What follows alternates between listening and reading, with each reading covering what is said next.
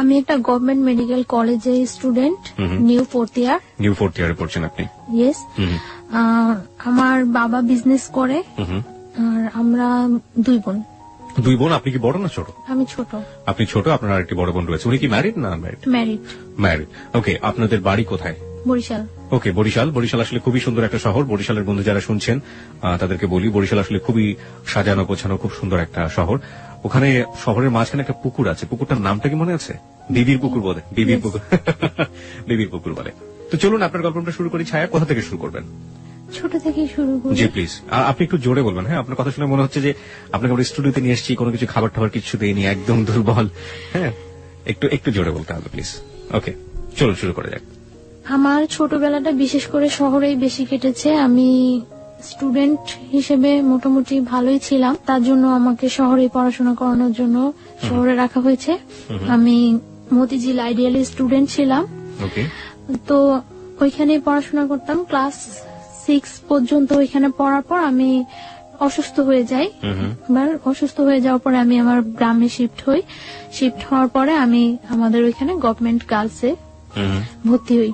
ওইখানে আমার পড়াশোনা হয়। আমি ক্লাস 5-এ বৃত্তি পেয়েছিলাম, ক্লাস 8-এও বৃত্তি পেয়েছিলাম, এবং ক্লাস 9-এ সায়েন্স থেকে পড়াশোনা।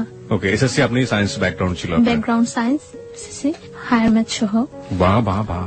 আমার ক্লাস যখন আমি 7-এ পড়ি তখন একটা ছেলে আমাকে খুব ডিস্টার্ব করে, অফার করে জাস্ট, কিন্তু তখন আমি এই ব্যাপারটা সম্পর্কে কোনো অবহিতই না, কিছুই আমি জানি না। মানে আপনি ক্লাস 7-এ থাকা অবস্থায় আপনি ফিলিংসটাই বোঝেন না যে আসলে ব্যাপারটা কি? তখন আমার মাথার মধ্যে শুধু একটাই ছিল যে আমি পড়াশোনা পড়াশোনা পড়াশোনা, এর বাইরে কিছু তেমন কিছু না। এবং আমি খুব চঞ্চল ছিলাম, খুব চঞ্চল ছিলাম। আমার ফ্যামিলি ব্যাকগ্রাউন্ডের যত পার্সন আছে সবাই আমাকে খুব পছন্দ করত। তারপর মানে যখন আমি ক্লাস 7-এ যখন পড়ি তখন থেকে সবসময় আমার প্লেস ছিল 1। তো তারপর 7-এ যখন পড়ি তখন ওই ছেলেটা আমাকে ডিস্টার্ব করে, তখন আমি আমার বাসায় জানাই। ছেলেটা আসলে কে ছিল? ছেলেটা সম্পর্কে আমাদের একটু বলুন, যে আপনার পাড়ায় আশেপাশে থাকতো বা এরকম কিছু? আপনার বয়সের ডিফারেন্স কতটুকু ছিল? হ্যাঁ, আমার থেকে বয়সে 5 বছরের মতো ডিফারেন্স, কিন্তু ছোট ছিল আপনার 5 বছর? আমার 5 বছর বড় ছিল। আর ও পড়াশোনা সেরকম না, মানে আমি ক্লাস 7-এ যখন পড়ি ও তখন ক্লাস 9-এ পড়ে।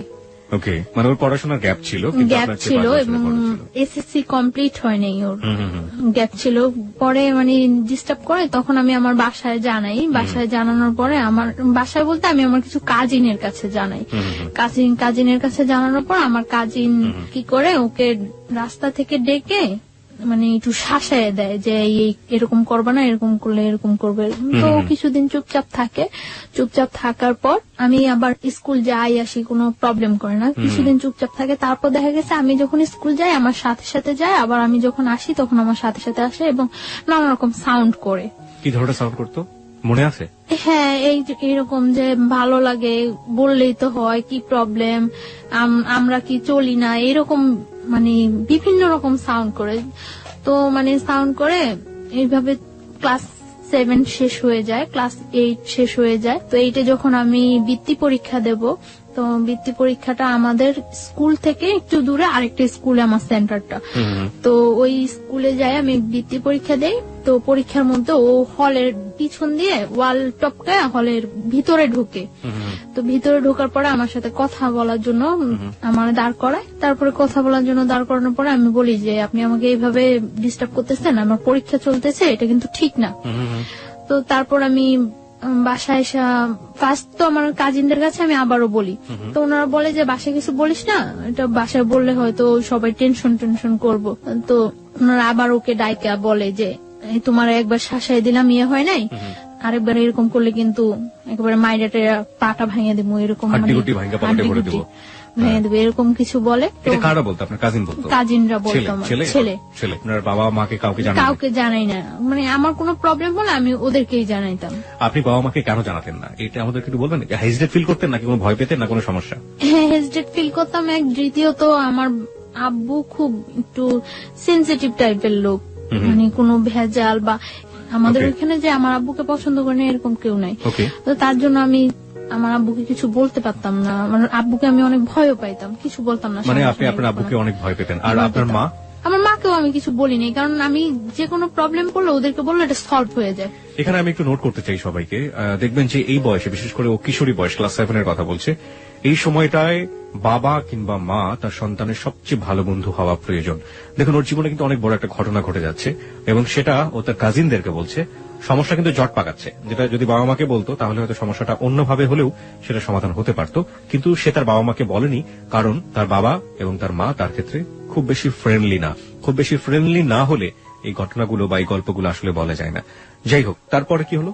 তারপর মানে ও চুপচাপ থাকে, অনেকদিন চুপচাপ থাকে। আমি ক্লাস 8 শেষ করি, 9 শুরু হয় আমার, 9ও প্রায় অর্ধেকটা শেষ হয়ে যায়। জি। তারপর আমার কিছু মানে নিউ ফ্রেন্ড হয়, কিছু আগের ফ্রেন্ডরা আমার থেকে আগের ফ্রেন্ডরা দূরে সরে যায়, আবার কিছু নিউ ফ্রেন্ড হয় আমার। তো নিউ ফ্রেন্ডদের সাথে আমি খুব খুব চঞ্চল থাকি, খুব এনজয় করি, কিন্তু আমার পড়াশোনাটা খুব সিরিয়াসলি খুব ভালোভাবে চলছে আমার পড়াশোনাটা। তারপর যখন 10-এ আমি পড়ি, তখন মানে আমার টেস্ট পরীক্ষার কিছুদিন আগে মানে ছেলেটা খুব বেশি ডিস্টার্ব করা শুরু করে, খুব বেশি ডিস্টার্ব করে মানে রাস্তায় দাঁড়া করায়, মানে চিঠি দেওয়ার চেষ্টা করে, এরকম ফোন করার চেষ্টা করে আমাদের বাসায়, বা অনেক সাইন সিম্পটম ইয়ে করে, যেটা আমি বুঝি যেটা ও করছে। তো আমার কাছে জিনিসগুলো খুব খারাপ লাগে। তো একদিন আমি আমার স্কুলের মধ্যে যখন মানে আমার ফ্রেন্ডদের সাথে আমি ছিলাম, তো স্কুল থেকে বের হয়েছি মতন স্কুলের সামনে ও মানে আমাকে অনেক ফ্রেন্ডদের মধ্যে দাঁড় করায়, সব ফ্রেন্ডদের বলছে সরে যাওয়ার জন্য। সবাই সরে যাওয়ার পর আমি খুব বিরক্ত হই, খুব রাফ বিহেভ করি ওর সাথে। কি করেন আপনি? দেখুন, আপনি রাফ বিহেভ না বলে আপনি বলুন যে আপনি যেটা করেছিলেন সেটাই। হ্যাঁ, রাফ বিহেভটা হলো আমি ওর সাথে খুব উচ্চ স্বরে কথা বলি। উচ্চ স্বরে কথা বলার পর মানে, কেন আমাকে দাঁড় করাইছেন, এইরকম করতেছেন কেন, আপনি কি আমার যোগ্য নাকি, এইভাবে আমি অনেক কথা বলি। গালি টালি দিয়েছিলেন? না, গালি টালি না, আমি ওইটা কখনোই পারি না। ওকে, লেটস প্র্যাকটিস টুডে। তারপর মানে আমি একটু মজা করছিলাম। আমি একটু জানি যে ওই ছেলেটা তখন আপনার সাথে কি করলো, আপনি যখন রাগারাগি করছিলেন? ওকে চুপ করে বসেছিল? না, চুপ করে নাই, ও মানে দাঁড়ায়া অনেক চোখগুলা অনেক লাল লাল লাল থাকতো, ওর চোখ টোক বড় করে অনেক ইয়ে হয়েছে। তো আমি এক পর্যায়ে আমি ছেলেটাকে একটা চড় মারি। এক পর্যায়ে ছেলেটাকে আমি কথা কাটাকাটি হয়, এক পর্যায়ে চড় মারি। এখন একটা স্কুলের সামনে অনেক স্টুডেন্ট থাকে, অনেক লোকজন ছিল, এমনকি মানে ওই স্কুলের সামনে ঝালমুড়ি আলারা পর্যন্ত ওর ফেভারিট ছিল, সবাই আমাকে মানে ওর কথা বলতো। তো চরমারি এটা ওর খুব গায়ে লাগে। গায়ে লাগার পরে কিছুদিন পর ও আমার একদিন স্কুলের মধ্যে যায়। আপনার স্কুলের মধ্যে যখন যাচ্ছে সেই ঘটনাটা আমি আসবো, তবে তার আগে আমাকে বলেন তো, এই ঝালমুড়িওয়ালাও তার ফেভারিট ছিল, মানে সবাই ফেভারিট ছিল, মানে ব্যাপারটা ঠিক বুঝতে। ও কি একই স্কুলে পড়তো আপনার? না, আমি গার্লসে পড়তাম। আচ্ছা, ও বয়েজে পড়তো। আমি যখন ক্লাস 10-এ পড়ি তখনও ও এসএসসি কমপ্লিট করতে পারে নাই। না, আমি জানতে চাচ্ছি যে ফেভারিট ছিল মানেটা কি? ও কি খুব পপুলার ছিল ওই মুহূর্তে ক্যাম্পাসে বা ওরকম কিছু? না, পপুলার ছিল না, ও ওইখানে খুব যাতায়াত করতো, ও দেখতে সুন্দর ছিল, মানে যে কোনো কারোর সাথে কথা বললে তাকে খুব ইজি ম্যানেজ করতে পারে। তার জন্য ঠিক আছে, তারপরে কি হলো? তারপরে আপনার চড় মারার পরে আপনি বলছিলেন যে চড় মারার পরে কিছুদিন যায়, মনে হয় 4-5 দিন যায়। 4-5 দিন গ্যাপের পরে ও একদিন আমার স্কুলে যায়। তো আমি কলের কাছে ছিলাম, কলের কাছ থেকে আমি ঘুরে আসতে নেওয়ার পরে আমি হঠাৎ ওকে দেখে আমি মানে যেই পথে আসতেছিলাম ওটা ব্যাক করে অন্য পথে আসতে নেই। তো আমার তখন একটু ভয় কাজ করে, মানে আমি দেখতেছি যে ও কয়েকটা ছেলে নিয়ে ঢুকছে, তো ভয় কাজ করে। তারপর আমি ওই ঘুরে আসতে নিলে ও মানে দৌড়ে ঘুরে এসে আমার সামনে দাঁড়ায় আমার হাতে ধরে টান দেওয়ার পর আমি মানে ওইখানে আমি হাত ছাড়েন বলে উঠি। তারপর কিছু মেয়েরা থাকে পিছনে, তারা ওইখানে আসার পর মানে ও আমাকে বলতেছে যে তুমি আমার ওই দিন যে অপমানটা করছো কাজটা ঠিক করো নাই, আমি তোমার একদিন হইলেও আমার বাসায় নিয়ে ছাড়বো, একদিন হইলেও আমার ঘরে ভাত রান্না করার মতো তোমাকে দেয়। তো আমি বলছি আচ্ছা ঠিক আছে, পারলে কইরেন। এরকম কথা বলার পরে প্রেক্ষিতে মানে ও তখন চলে আসার পরে অনেক দিন যাবত গ্যাপ থাকে। আমার এসএসসি কমপ্লিট হয়ে যায়, ওকে আমি দেখি না। এসএসসি কমপ্লিট হয়ে যায়, আমি তো মনে করছি ও মনে হয় চলে গেছে, কোথাও ইয়ে হয়ে গেছে। এসএসসি কমপ্লিট হয়ে যায়, আমি ঢাকা আসি। আমি আগে আমাদের ওইখানে কলেজেই ভর্তি হই আর পরে ঢাকা আসি।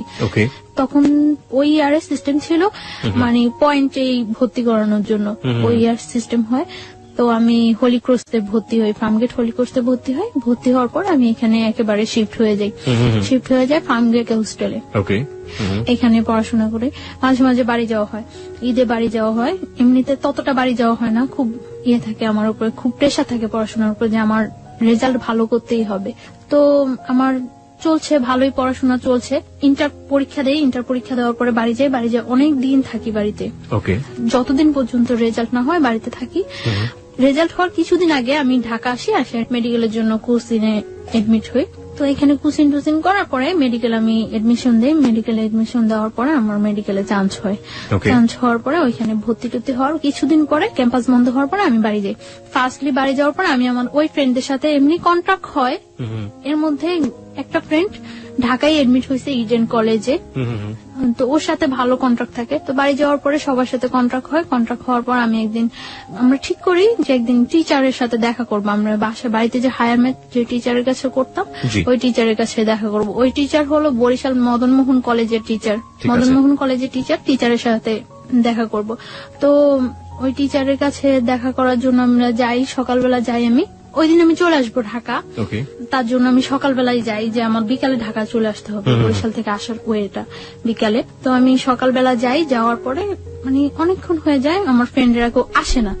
তারপর আমি ফোন করি সবাই, কি ব্যাপার তোমরা আসো না কেন? বলতেছে আমাদের তো আজকে পিকনিক, তো একটা কাজ করি আমরা সবাই রেডি হয়ে আসি দেখা টাকা করে চলে যাব। তো আমি বলতেছি আচ্ছা ঠিক আছে আসো, আমি কিছুক্ষণ ওয়েট করি। তারপর আসছে ওরা, আসার পরে ওরা বলতেছে আমাদের সাথে চল। আমি বলতেছি না, আমার তো আজকেই ঢাকা যেতে হবে, আর তাছাড়া আমি বাসায় বইলে আসিনি, আমার আম্মু অনেক রাগ করবো, সবাই অনেক রাগ করবো, আমি বইলে আসিনি, এটা কিছুতেই সম্ভব না যাওয়া। পরে বলতেছে আচ্ছা আমরা তো তোর বাসার সামনে দিয়ে যাব, তুই আমাদের সাথে চল, তোকে শিফট করে দিয়ে চলে যাবো আমরা। তো আমি আচ্ছা ওকে ঠিক আছে। তো আমি একটা মাইক্রো, ওরা এই মাইক্রোটাতে করে আসছিল, আমি ওই মাইক্রোতে ওরা উঠে আমি পথ থেকে নেমে যাবো, তো আমি লাস্টে উঠি। ওঠার পরে আমি যখন মানে উঠে আমি নক করি, পরে ঘোরার পরে আমার আর কিছু মনে নেই। আচ্ছা আচ্ছা, এখানে যে কি হয়েছিল আমি কিছুই বলতে পারবো না, জাস্ট আমি একটা স্মাইলের মতো মন ফিল করছি। তারপর আমি আর কিছু মনে নেই, আমার সেন্স ছিল না। আমার যখন সেন্স আসে তখন সন্ধ্যার দিকে আমি ফিল করতেছি যে তখন সন্ধ্যা জাস্ট আজান হচ্ছে এরকম সময়, এবং তখন আমি দেখতেছি যে আমি মাওয়া ঘাট ওভার করেছি, just Postogola bridge, Dhaka Postogola bridge. কিন্তু আমি তখন মুখে কিছু বলতে পারছি না এবং কোনো কিছু, আমি জাস্ট একবার কি দুইবার চোখ খুলে আবার চোখ অফ হয়ে গেছে।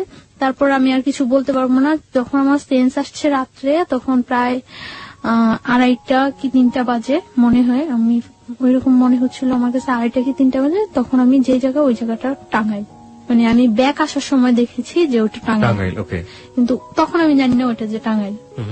আমি একটা বাসায় আছি, ওই বাসায় অনেক লোকজন আছে, এবং আমি এর মধ্যে যখন আমি মাওয়াতে পোস্তকলা ব্রিজ, মাওয়া ঘাট যখন শেষ হলো, পোস্তকলা ব্রিজে যখন আমি চোখ খুললাম, তখন আমি দেখছি যে আমার পাশে ওই ছেলেটা বসা, সামনে আরেকটা ছেলে বসা, মাইক্রোতে 2টা ছেলে, আর আমি সামনে যে ছেলেটা বসা, ওই ছেলেটাকে আমি কখনোই দেখি নাই, আর আমার সাথে পরিচিত না ছেলেটা। আপনি কি মাইক্রোতে তখন আপনি মাইক্রোর ভিতরে? তখন আমি এর মধ্যে যে 2বার চোখ খুললাম, তখন আমি দেখতে পেয়েছি যে আমার সামনে ছেলেটা ড্রাইভারের পাশে বসা, যাকে আমি কখনোই দেখিনি এর আগে, আর আমার পাশে ওই ছেলেটা। এবং তারপর তো রাত্রে আমি যেই বাসায়, যখন আমার সেন্স আসে তখন আমি ওই বাসায়, এবং আমি দেখি যে আমার চারপাশে অনেক লোকজন, ওই বাসার অনেক মেম্বার, বাট আমি তাদের কাউকে তো কখনোই দেখিনি, চিনিও না। তারপর আমি জিজ্ঞাসা করলাম যে আমি এখানে কেন আসছি এবং কিভাবে। তারপর বললো যে তুমি এখানে কোনো শব্দ করবা না, সাউন্ড করবা না, এখানে যদি কোনো সাউন্ড করো তোমারই কিন্তু প্রবলেম হবে, তো এখানে কোনো সাউন্ড টাউন্ড করবা না, চুপচাপ শুয়ে থাকো। তারপর বললাম যে কেন আমি চুপচাপ শুয়ে থাকবো, আমি এইখানে আসলাম কিভাবে, আমি তো এখানে আসার না, আমার তো আজকে ঢাকা যাওয়ার কথা। তারপর বলতেছে তুমি ঢাকায় আসো, প্রবলেম নাই। ওই বাসায় একটা মহিলা বলতেছে আমাকে, তুমি ঢাকায় আসো, প্রবলেম নাই, চুপচাপ শুয়ে থাকো, আমরা কিন্তু লোক বেশি ভালো না, বেশি সাউন্ড করবা একেবারে জবাই করে দেবো। আমি তারপর চুপচাপ শুয়েছিলাম। সকাল হওয়ার পর আমি দেখলাম যে ওই ছেলেটা আসছে ওই বাসায়, ওই বাসায় ছিল না, আমি ছিলাম ওই বাসায়, আসছে। এবং আসার পরে মানে এতক্ষণ তো আমি সবার সাথে কন্টিনিউ ছিলাম, আসার পরে আমাকে একটা রুমে আলাদা করে মানে বসিয়ে আমার হাত পা বেঁধে দেওয়া হয়েছে। বেঁধে তারপরে ও বলতেছে এবার বুঝছো আমার সাথে খারাপ ব্যবহার করার কি ফল, আমি তো তোমার আগেই বলছিলাম যে আমার সাথে রাফ বিহেভ করে কিছু করতে পারবো না, আমার সাথে খারাপ ব্যবহার করার ফল বুঝছো। আমি বলছি যে আপনি কেন নিয়ে আসছেন আমাকে এখানে। পরে বলতেছে দেখো আমি তোমার নিয়ে আসছি, আমি তোমার কোনো ক্ষতি করবো না, তুমি আমাকে বিয়ে করো, সবকিছু ঠিক হয়ে যাবে, তুমি বিয়ের কন্ডিশনে তুমি যেটা বলবো সেটাই ওকে। পরে আমি বলছি কেন আমি আপনাকে বিয়ে করব? আমি তো আপনাকে বিয়ে করার প্রশ্নই জাগে না। আপনি নিজের অবস্থানটা আর আমার অবস্থানটা চিন্তা করেন। আমি একটা মেডিকেল স্টুডেন্ট আর আপনি একটা যে কোনো ওয়েই নেই আমার সাথে আপনার বিয়ে হওয়ার মতো।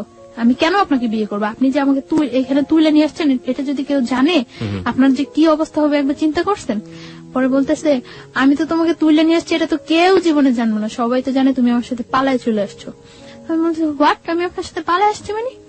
পরে বলতেছে তোমাকে আমি নিয়ে আসছি তখন সকাল 8:30, আর 9:30টার মধ্যে অত্র এলাকার এমন কোন লোক নেই যে জানে যে তুমি আমার সাথে পালায় আসছো। আমি মানে কি? পরে বলতেছে তুমি তো এটাই বুঝলা না আমি যে কি করতে পারি। তোমাকে আমি নিয়ে আসার পরে আমার বন্ধু বান্ধব হইতে সবাই এলাকায় পাবলিশ করে দিছে যে তুমি আমার সাথে পালায় আসছো, আর তোমার সাথে যে আমার আগে থেকে একটা ইয়ে হইতেছিল এটা তো সবাই জানে। পরে আমি বলতেছি আশ্চর্য, এই কথা কেউ বিশ্বাস করবে না যে আমি আপনার সাথে পালায় আসছি। আমি আপনার সাথে পালায় আসতে যাবো কেন? পরে বলতেছে কেউ বিশ্বাস করবে না, কিন্তু করানো হয়েছে, সবাই এখন জানে যে তুমি আমার সাথে পালায় আসছো, বিশ্বাস করো না। তারপর ও কয়েকটা নাম্বারে ফোন দিল, ফোন দিয়ে সবাই একই কথা বলতেছে, মানে ওর পরিচয়টা ও না দিয়ে জিজ্ঞাসা করতেছে যে ওই মেয়েটার সম্পর্কে এই কথাটা শুনলাম, ওই মেয়েটা নাকি পালায় গেছে, এরকম এরকম সবাই একই কথা বলতেছে। হ্যাঁ মেয়েটা পালায় গেছে, কত খারাপ মেয়ে, বাবা কত কষ্ট করে পড়াশোনা করেছে, খুব বিশ্রী কমান্ড করতেছে সবাই আমার সম্পর্কে। আমি কান্না শুরু করে দিচ্ছি। পরে বলতেছে কান্না করে কোনো লাভ নেই, যা হওয়ার হয়ে গেছে, তুমি মাইনে নাও, বিয়ে করো। আমি জীবনেও না। তারপর ও চলে গেছে। চলে যাওয়ার পরে দুপুরে আমাকে খাইতে দিচ্ছে, এই পর্যন্ত আমাকে কোনো কিছু খাইতে দেয়নি, দুপুরে আমাকে ওই বাসায় খাইতে দিছে শুটকি, বেগুন, ভাত খাইতে দিছে, যা আমি কখনোই খাইনি এর আগে। খাইতে দেওয়ার পর আমি খাই নাই। না খাওয়ার পরে ও এসে আমার বলতেছে সোজাসুজি খাও, না হলে কিন্তু মারবো। আমি বলছি আপনি আমাকে মারবেন কেন? আপনি মারার কি আমাকে? আমার বাবা মা পর্যন্ত কখনো টাচ করে নেয়, আর আপনি মারবেন? পরে বলতেছে আমি মারার কে, তুমি দেখবা। পরে বলছে খাও। পরে আমি বলছি না আমি খাবো না, আমি এই খাবার খাবো না। পরে বলছি কি খাইবা? আমি বলছি আমি কিচ্ছু খাবো না, আমার বাড়িতে নিয়ে আসেন, আমার বাড়িতে দিয়ে আসেন। আপনারা আমার বাড়িতে না দিয়ে আসেন, আমার বাড়ির কারোর সাথে কন্ট্যাক্ট করতে দেন, সে এসে আমার বাড়ি থেকে লোকজন এসে আমাকে নিয়ে যাবো।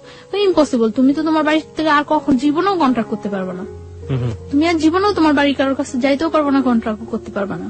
তারপর চলে গেছে। তো আমি আর কি বলবো, চুপচাপ ছিলাম, আমি খাইনি। তারপর রাত্রে আবার আসছে, রাত্রে এসে বলছে তুমি চিন্তা করছো, ডিসিশন নিছো, কি করবা?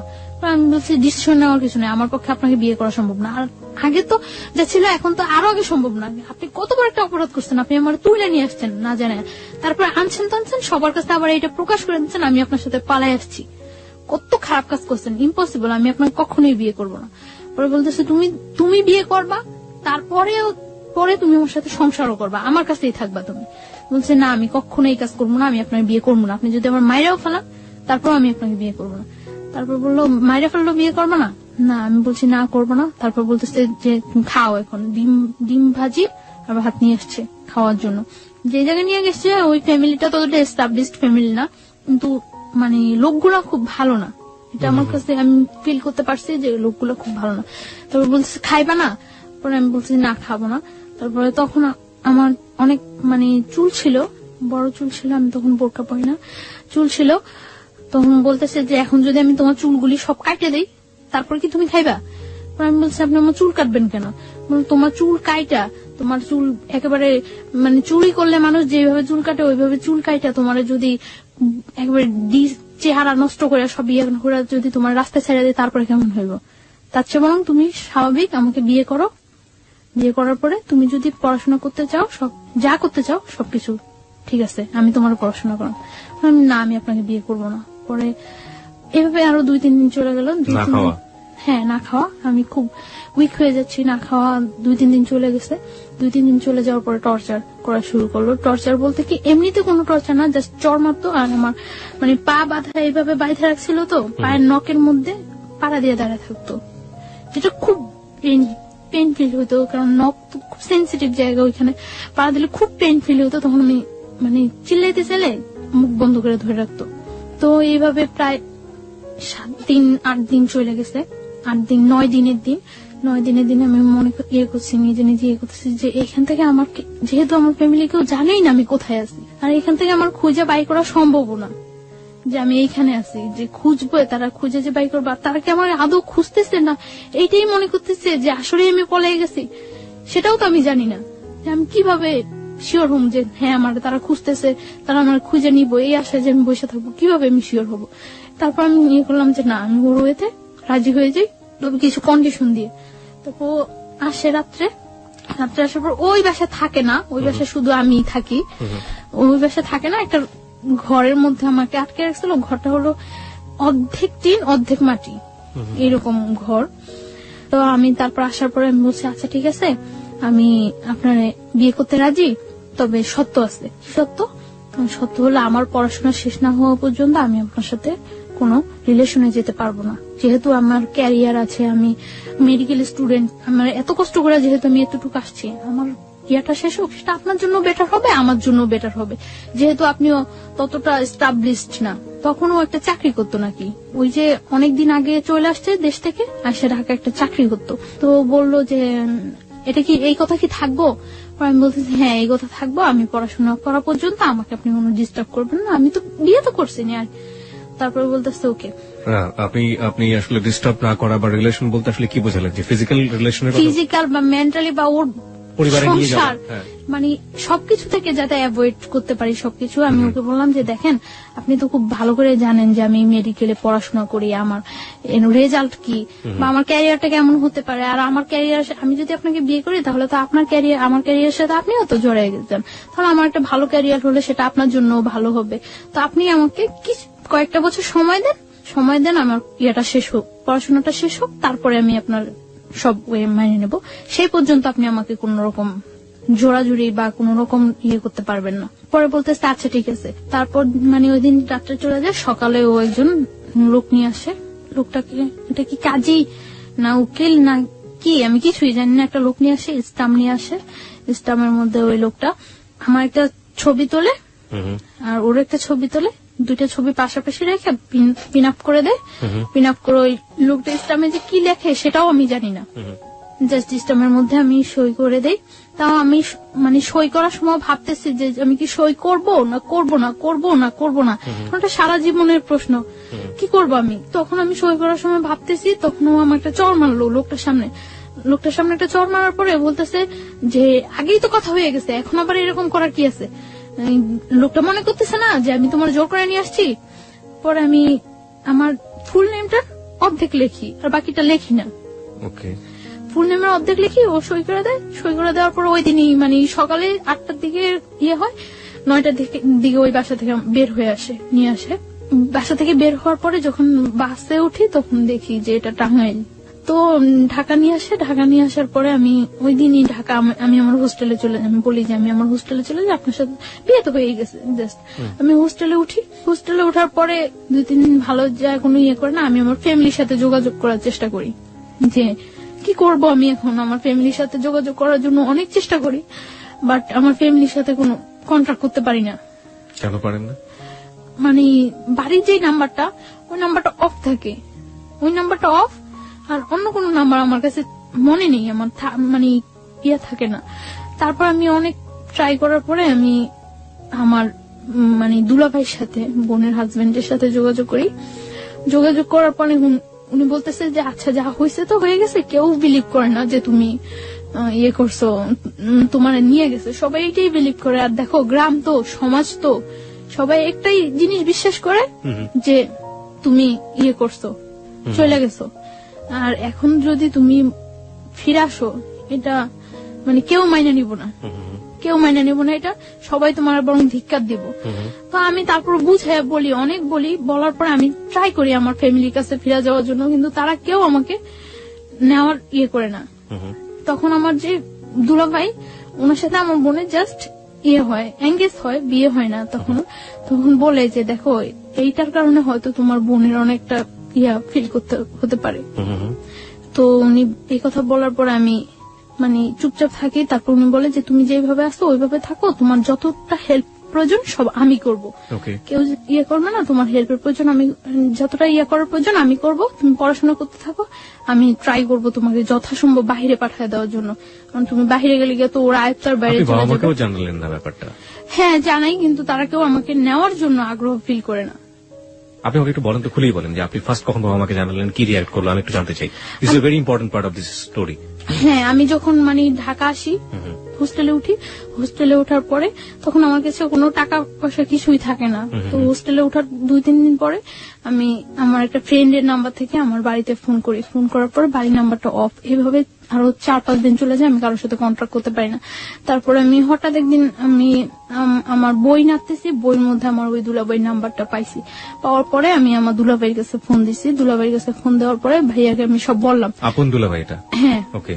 সবকিছু বলার পর আমার ভাইয়া বলল যে কেউ আমাকে এখন নেওয়ার জন্য প্রস্তুত না। তারপর আমি আমার মার সাথে কথা বললাম। তারাও কোনো ইয়ে করতেছে না যে তুমি যা হয়েছে তুমি চলে আসো, আমরা তোমার আবার নতুন করে পড়াশোনা করো, আমাদের কাছে রাখবো, কোনো ইয়ে হবে না। কিন্তু তারা কেউ এরকম কোনো, সবার একটাই ক্ষোভ আমি চলে আসছি। সবাই জানে যে আমি পালাই আসছি, কিভাবে আসলাম, এতটা ইয়া করলো তারা আমার জন্য। সবাই আমাকে খুব ঘৃণা করে। তখন আমি ফিল করি যে সবাই আমাকে খুব ঘৃণা করে। তখন আমার মধ্যেও রাগ হয় যে আমি এতটা তাদেরকে সাপোর্ট দিছি, তারা যেইভাবে চাইছে আমি ঠিক ওইভাবে পড়াশোনা করছি, ওইভাবে ইয়ে হয়েছি। এই মানুষগুলো আমাকে এতটা ভালোবাসতো, আর সামান্য কয়টা দিনের ব্যাপারে এই মানুষগুলো আমার এতটা অবিশ্বাস করে। আমার মধ্যেও খুব রাগ হয় তখন যে আমি বারবার ফোন করতেছি, বারবার চেষ্টা করতেছি তাদের কাছে যাওয়ার জন্য, কিন্তু কেউ রেসপন্স করতেছে না। একটা লোক বলতেছে না যে আচ্ছা তুমি আসো, বা আমরা আসতেছি তোমার নিয়ে যাব, বা তুমি আমাদের কাছেই থাকবা, আগের মতো যা হয়েছে সব ভুলে যাও। কেউ আমাকে এই সাপোর্টটা দেয় না। সবাই বলে যে এই কাজটা তুমি কিভাবে করলা, এই কাজটা তুমি কিভাবে করলা। কেউ আমার কথা বিশ্বাসই করে না যে আমি এই কাজটা করি নাই। প্রত্যেকটা মানুষ আমাকে ধিক্কার দেয়, প্রত্যেকটা মানুষ, যে মানুষগুলো আমাকে এত ভালোবাসতো ওই মানুষগুলো প্রত্যেকটা মানুষ ধিক্কার দেয়। তারপর আমি ইয়ে করি যে যা হয়েছে, তারা যখন আমার চাই না, আমি আমার নিজে পাই যেইভাবেই হোক দাঁড়াইতে হইবই, আমি যেইভাবেই হোক আমার পড়াশোনাটা চালিয়ে যেতে হবে। এর জন্য যদি আমার ওই ছেলে সাহায্য নিতে হয় আমি তাও নিব। তারপর আমার ভাইয়া বলে যে তোমাকে যতটুকু সাপোর্ট করে আমি করবো, তবে আমি এটা করতে পারবো না যে তোমার আমি নিয়ে আসবো, এটা আমি পারবো না। তোমাকে আমি সাপোর্ট করবো, তুমি পড়াশোনা করতে থাকো, আমি ট্রাই করতে থাকি তোমাকে যেভাবে হোক বাহিরে পাঠিয়ে দেওয়ার জন্য। বাহিরে পাঠাইলে তোমার ক্যারিয়ারটাও ঠিক হয়ে যাবে, তুমি কয়েক বছর বাইরে, 4-5 বছর বাইরে থাইকে আসলে সবকিছু দেখবে ঠিক হয়ে যাবো। তারপর আমি ভাইয়ার কথা মতো ইয়ে করতে থাকি। তো এটা যেভাবে হোক জানতে পারে যে আমি আমার ফ্যামিলিতে কন্ট্রাক্ট করছি, জানতে পারে। জানার পরে ও হোস্টেলে এখানে নানা রকম প্রবলেম করা শুরু করে। তো হোস্টেলে এখানে নানা রকম প্রবলেম করার পরে হোস্টেল থেকে আমাকে বলে দেয় যে দেখো তুমি ছাড়াও এখানে আরো অনেক মেয়েরা থাকে, সো এরকম প্রবলেম করলে তো সমস্যা, কি হয়েছে ব্যাপারটা বলো। আমি তাদেরকে কিছু বলতে পারি না, কারণ এই ব্যাপারটা কি বলার মতো কোনো ওয়ে আছে যে আমি তাদেরকে বলবো। তারপর আমি ইয়ে করি যে আমি ওরা বলি যে কি চান আপনি, যে এইভাবে ডিস্টার্ব করতেছেন, আমি হোস্টেলে প্রবলেম হচ্ছে, আমার পড়াশোনার প্রবলেম হচ্ছে, কি চান। তো ও বলতেছে যে দেখো তুমি আমার বাসায় থাকো, আমার বাসায় থাকতে তো কোনো প্রবলেম নেই, বাসায় থাকো, বাসায় থেকে পড়াশোনা করো, তাহলে আমি তোমার একটা টেক কেয়ারও করতে পারবো। পরে আমি বললাম আচ্ছা ওকে, আমি আপনার বাসায় যাবো। পরে ওর বাসা নিয়ে যায়, ওদের বাসায় ওর মা, ওর বোন, ও থাকে, 3 জন থাকে। ওদের বাসা নিয়ে যায় ওর বলে যে সবাইরে বলে যে ওর সাথে কখনো কোনো রাব বিহেভ হবে না, কোনো জোর হবে না, ও এখানে থাকবে, পড়াশোনা করবে, ওর মতো থাকবে ও। তো আমি ওই বাসায় থাকি। ওকে আপনাকে পরিচয় করিয়ে দেয় যে ও আমার বউ? হ্যাঁ, ওই ফ্যামিলি সবাই জানে যে ওইভাবে বিয়ে করেছে। কিভাবে বিয়ে করেছে সেটাও কি জানে না, কারণ না জানলে ওর মানে যখন আমরা টাঙ্গাইল ছিলাম তখন ওর বাড়ি থেকে ওকে সাপোর্ট দিছিল এবং টাকা পয়সার ব্যাপারেও হেল্প করছিল। সো না জানলে তো পসিবল না এটা। ও কি এক বাবার একটাই ছেলে ছিল? না। কয় ভাই বোন ছিল ওরা? ওর 2 ভাই 1 বোন। ওই বড় ছিল সবার? হ্যাঁ, ও বড়। ওকে, বাবা কি করতেন ওনার? বিজনেস। ওকে, ঠিক আছে, চলুন। তারপর ওর বাসায় যাওয়ার পর ও ইন্ট্রোডিউস করে দেয় সবার সাথে এবং সব বলে যে যাতে আমার উপর কোনো প্রেশার ক্রিয়েট না করে। তো ওই বাসায় থাকে, আমি পড়াশোনা করতেছি, ভালো ইয়ে করতেছি, কিন্তু আমার মনের মধ্যে সবসময় একটা ভয় কাজ করতো যে ওর বাসায় আছে, ও তো খারাপ, ও খারাপ না হলে এই কাজটা জীবনেও আমার সাথে করতে পারতো না। সো কখন যেন ও কি করে সবসময় আমার মনের মধ্যে একটা ভয় কাজ করতো। এবং আমি খুব দিন দিন খুব অসহায়, সবসময় মনে হতো যে দুনিয়াতে আমার কেউ নাই, আমি খুব অসহায় এরকম ফিল করতাম আমি। কারণ কারোর কাছে আমি না প্রকাশ করতে পারতাম, না কারোর কাছ থেকে কোনো সাহায্য নিতে পারতাম। তো আমার ভাইয়ার কাছে, আমি কলেজে যাই ভাইয়ার কাছে ফোন দিতাম। ফোন দেওয়ার পরে ভাইয়া বলতো যে যেহেতু ও তোমার উপর কোনো প্রেশার করছে না, তুমি থাকো, আমি যতদিন পর্যন্ত তোমার বাহিরেও যাওয়ার ওয়েট না করতে পারতেছি ততদিন পর্যন্ত তুমি থাকতে হইবে এখানে। তো তারপর আমি কলেজে যাই, পড়াশোনা করি, কোনো ইয়ে করে না। তো আমি সকাল 7টার দিকে কলেজে চলে যেতাম, কলেজ শেষ করার পরে আমি একটা স্যারের সাহায্য নিয়ে আমি একটা হসপিটালে কলেজ শেষ করার পরে প্র্যাকটিস করি, ওই স্যারের কাছে হসপিটালে প্র্যাকটিস করি ধানমন্ডিতে। ওকে, ধানমন্ডিতে একটা হসপিটাল প্র্যাকটিস করি। তো তারপরে এই প্র্যাকটিস করে আমি বাসায় ফিরতাম রাত্র 10টা 11টা, যতটা সময় ওদের থেকে বাইরে থাকা যায় বাসায় ফিরতাম। তো যাইও আমি দেখা যেত বাসায় যাইও আমি ঘুমাইতাম না, খুব ভয় থাকতো আমার মনের মধ্যে যে কি হয় একটা সবসময় একটা ভয় কাজ করতো। এবং আমার পড়াশোনা হইতেছে, আমার পরীক্ষা হয়, পরীক্ষার পর আমার রেজাল্ট খারাপ হয়, রেজাল্ট খারাপ হওয়ার পর আমি ফিল করতে পারতেছি যে এই ব্যাপারটা আমার পড়াশোনায় খুব হয়ে যায়। তখন মেডিকেল আপনি কোন ইয়ার স্টুডেন্ট? ফার্স্ট ইয়ার দিচ্ছেন আপনি, মানে ফার্স্ট ইয়ার ফাইনাল দিচ্ছেন? ফার্স্ট ইয়ার ফাইনাল দিচ্ছি। তো তারপর আমি করি যে এইভাবে তো চলতে পারে না, এইভাবে কিভাবে আমার যেভাবেই হোক ওদের সাথে আমার মানায় যাইতেই হইবে, যেভাবেই হোক এইভাবে আমার পড়াশোনার ক্ষতি হইতেছে। তো রেজাল্ট খারাপ হয়, তারপর আমি আবার ভালো করে পড়াশোনা করা শুরু করি। আমি সারাদিন বাইরে থাকলেও সারা রাত জেগে পড়াশোনা করি, তো আমার শরীর খুব হয়ে যেতেছে। ওই ছেলেটা কি করতো এই সময়টাতে আপনার? ও একটা জব করতো। না, আপনার সাথে কি ধরনের আচরণ করতো? না, আমার সাথে ও সবসময় ভালো আচরণ করতো, কিন্তু ও শুধু একটা জিনিস চাইতো যে আমি ওর কাছ থেকে কোনো হেল্প নিতাম না, টাকা পয়সা কোনো। ও আমার প্রায় সময় এটা জিজ্ঞাসা করতো যে আমি এটা কিভাবে করি, কিন্তু এটা তো আমার ভাই আমার সুন্দরবন কুরিয়ার সার্ভিসে আমার জন্য সবসময় টাকা পাঠিয়ে দিত। আমি বললেই হতো যে ভাই আমার টাকা লাগবে, এটা লাগবে, হ্যাঁ দুলাভাই পাঠিয়ে দিত। তো এর মধ্যে আমি পাসপোর্ট করে সবকিছু আমার জমা দেওয়া হয়ে গেছে। বাইরে আমি অ্যাপ্লাই করছি। কোন দেশে অ্যাপ্লাই করেছিলেন? কানাডাতে চলে যাওয়ার জন্য। কানাডাতে যাওয়ার জন্য স্টুডেন্টের ভিসা কানাডায় যাওয়ার জন্য করছি, অ্যাপ্লাই করা হয়েছে। তো লাস্ট 2011 লাস্ট ইয়ার লাস্ট দিন 31st নাইট এ পর্যন্ত ভালোই ওই বাসায় থাকতাম। এই সময়টাতে আপনার যেহেতু উনি অবৈধভাবে হোক বৈধভাবে হোক যেভাবে হোক জোর করেই হোক উনি আপনার হাজবেন্ড হয়ে গিয়েছেন, সুতরাং হাজবেন্ড তার ওয়াইফের কাছে একটা সম্পর্ক দাবি করতেই পারেন। এই সময়টাতে কি কোনো ধরনের কোনো ইন্টিমেসি আপনাদের? কখনোই আমার উপরে এরকম কিছু করতো না, কোনো ফিজিক্যাল কোনো ইন্টিমেসি? ফিজিক্যাল বা আমি কোথায় যাই কেন যাই কোনো ইন্টারফেয়ার, শুধু ওর হতো যে ওর বাসায় থাকতে হবে, এইটাই। মানে কখনো আপনার ফ্রিডম নিয়ে কোনো অত্যাচার করতো না, কিছু করতো না, শুধু একটা কথা আমার বাসায় থাকতে হবে। হ্যাঁ, বাসায় থাকতে হবে। ও মনে করতো যে হয়তো বা ওর বাসায় থাকলে আমি সেফ আছি, কিছু করতে আসছি না বাহিরে। কোন ধরনের অত্যাচারও করেনি, মানসিক বা শারীরিক? না, শারীরিক কোনো অত্যাচারও করতো না। তো আমি দেখা যেত বেশিরভাগ সময় বাহিরে খাইতাম, বাহিরে থাকতাম। আমি আপনার শাশুড়ি বলাটা ঠিক হচ্ছে না কিনা জানি না, ও বাড়ির যে অন্যান্য যে মানুষজন যারা ছিলেন তারা কি ধরনের আচরণ করতেন আপনার সঙ্গে?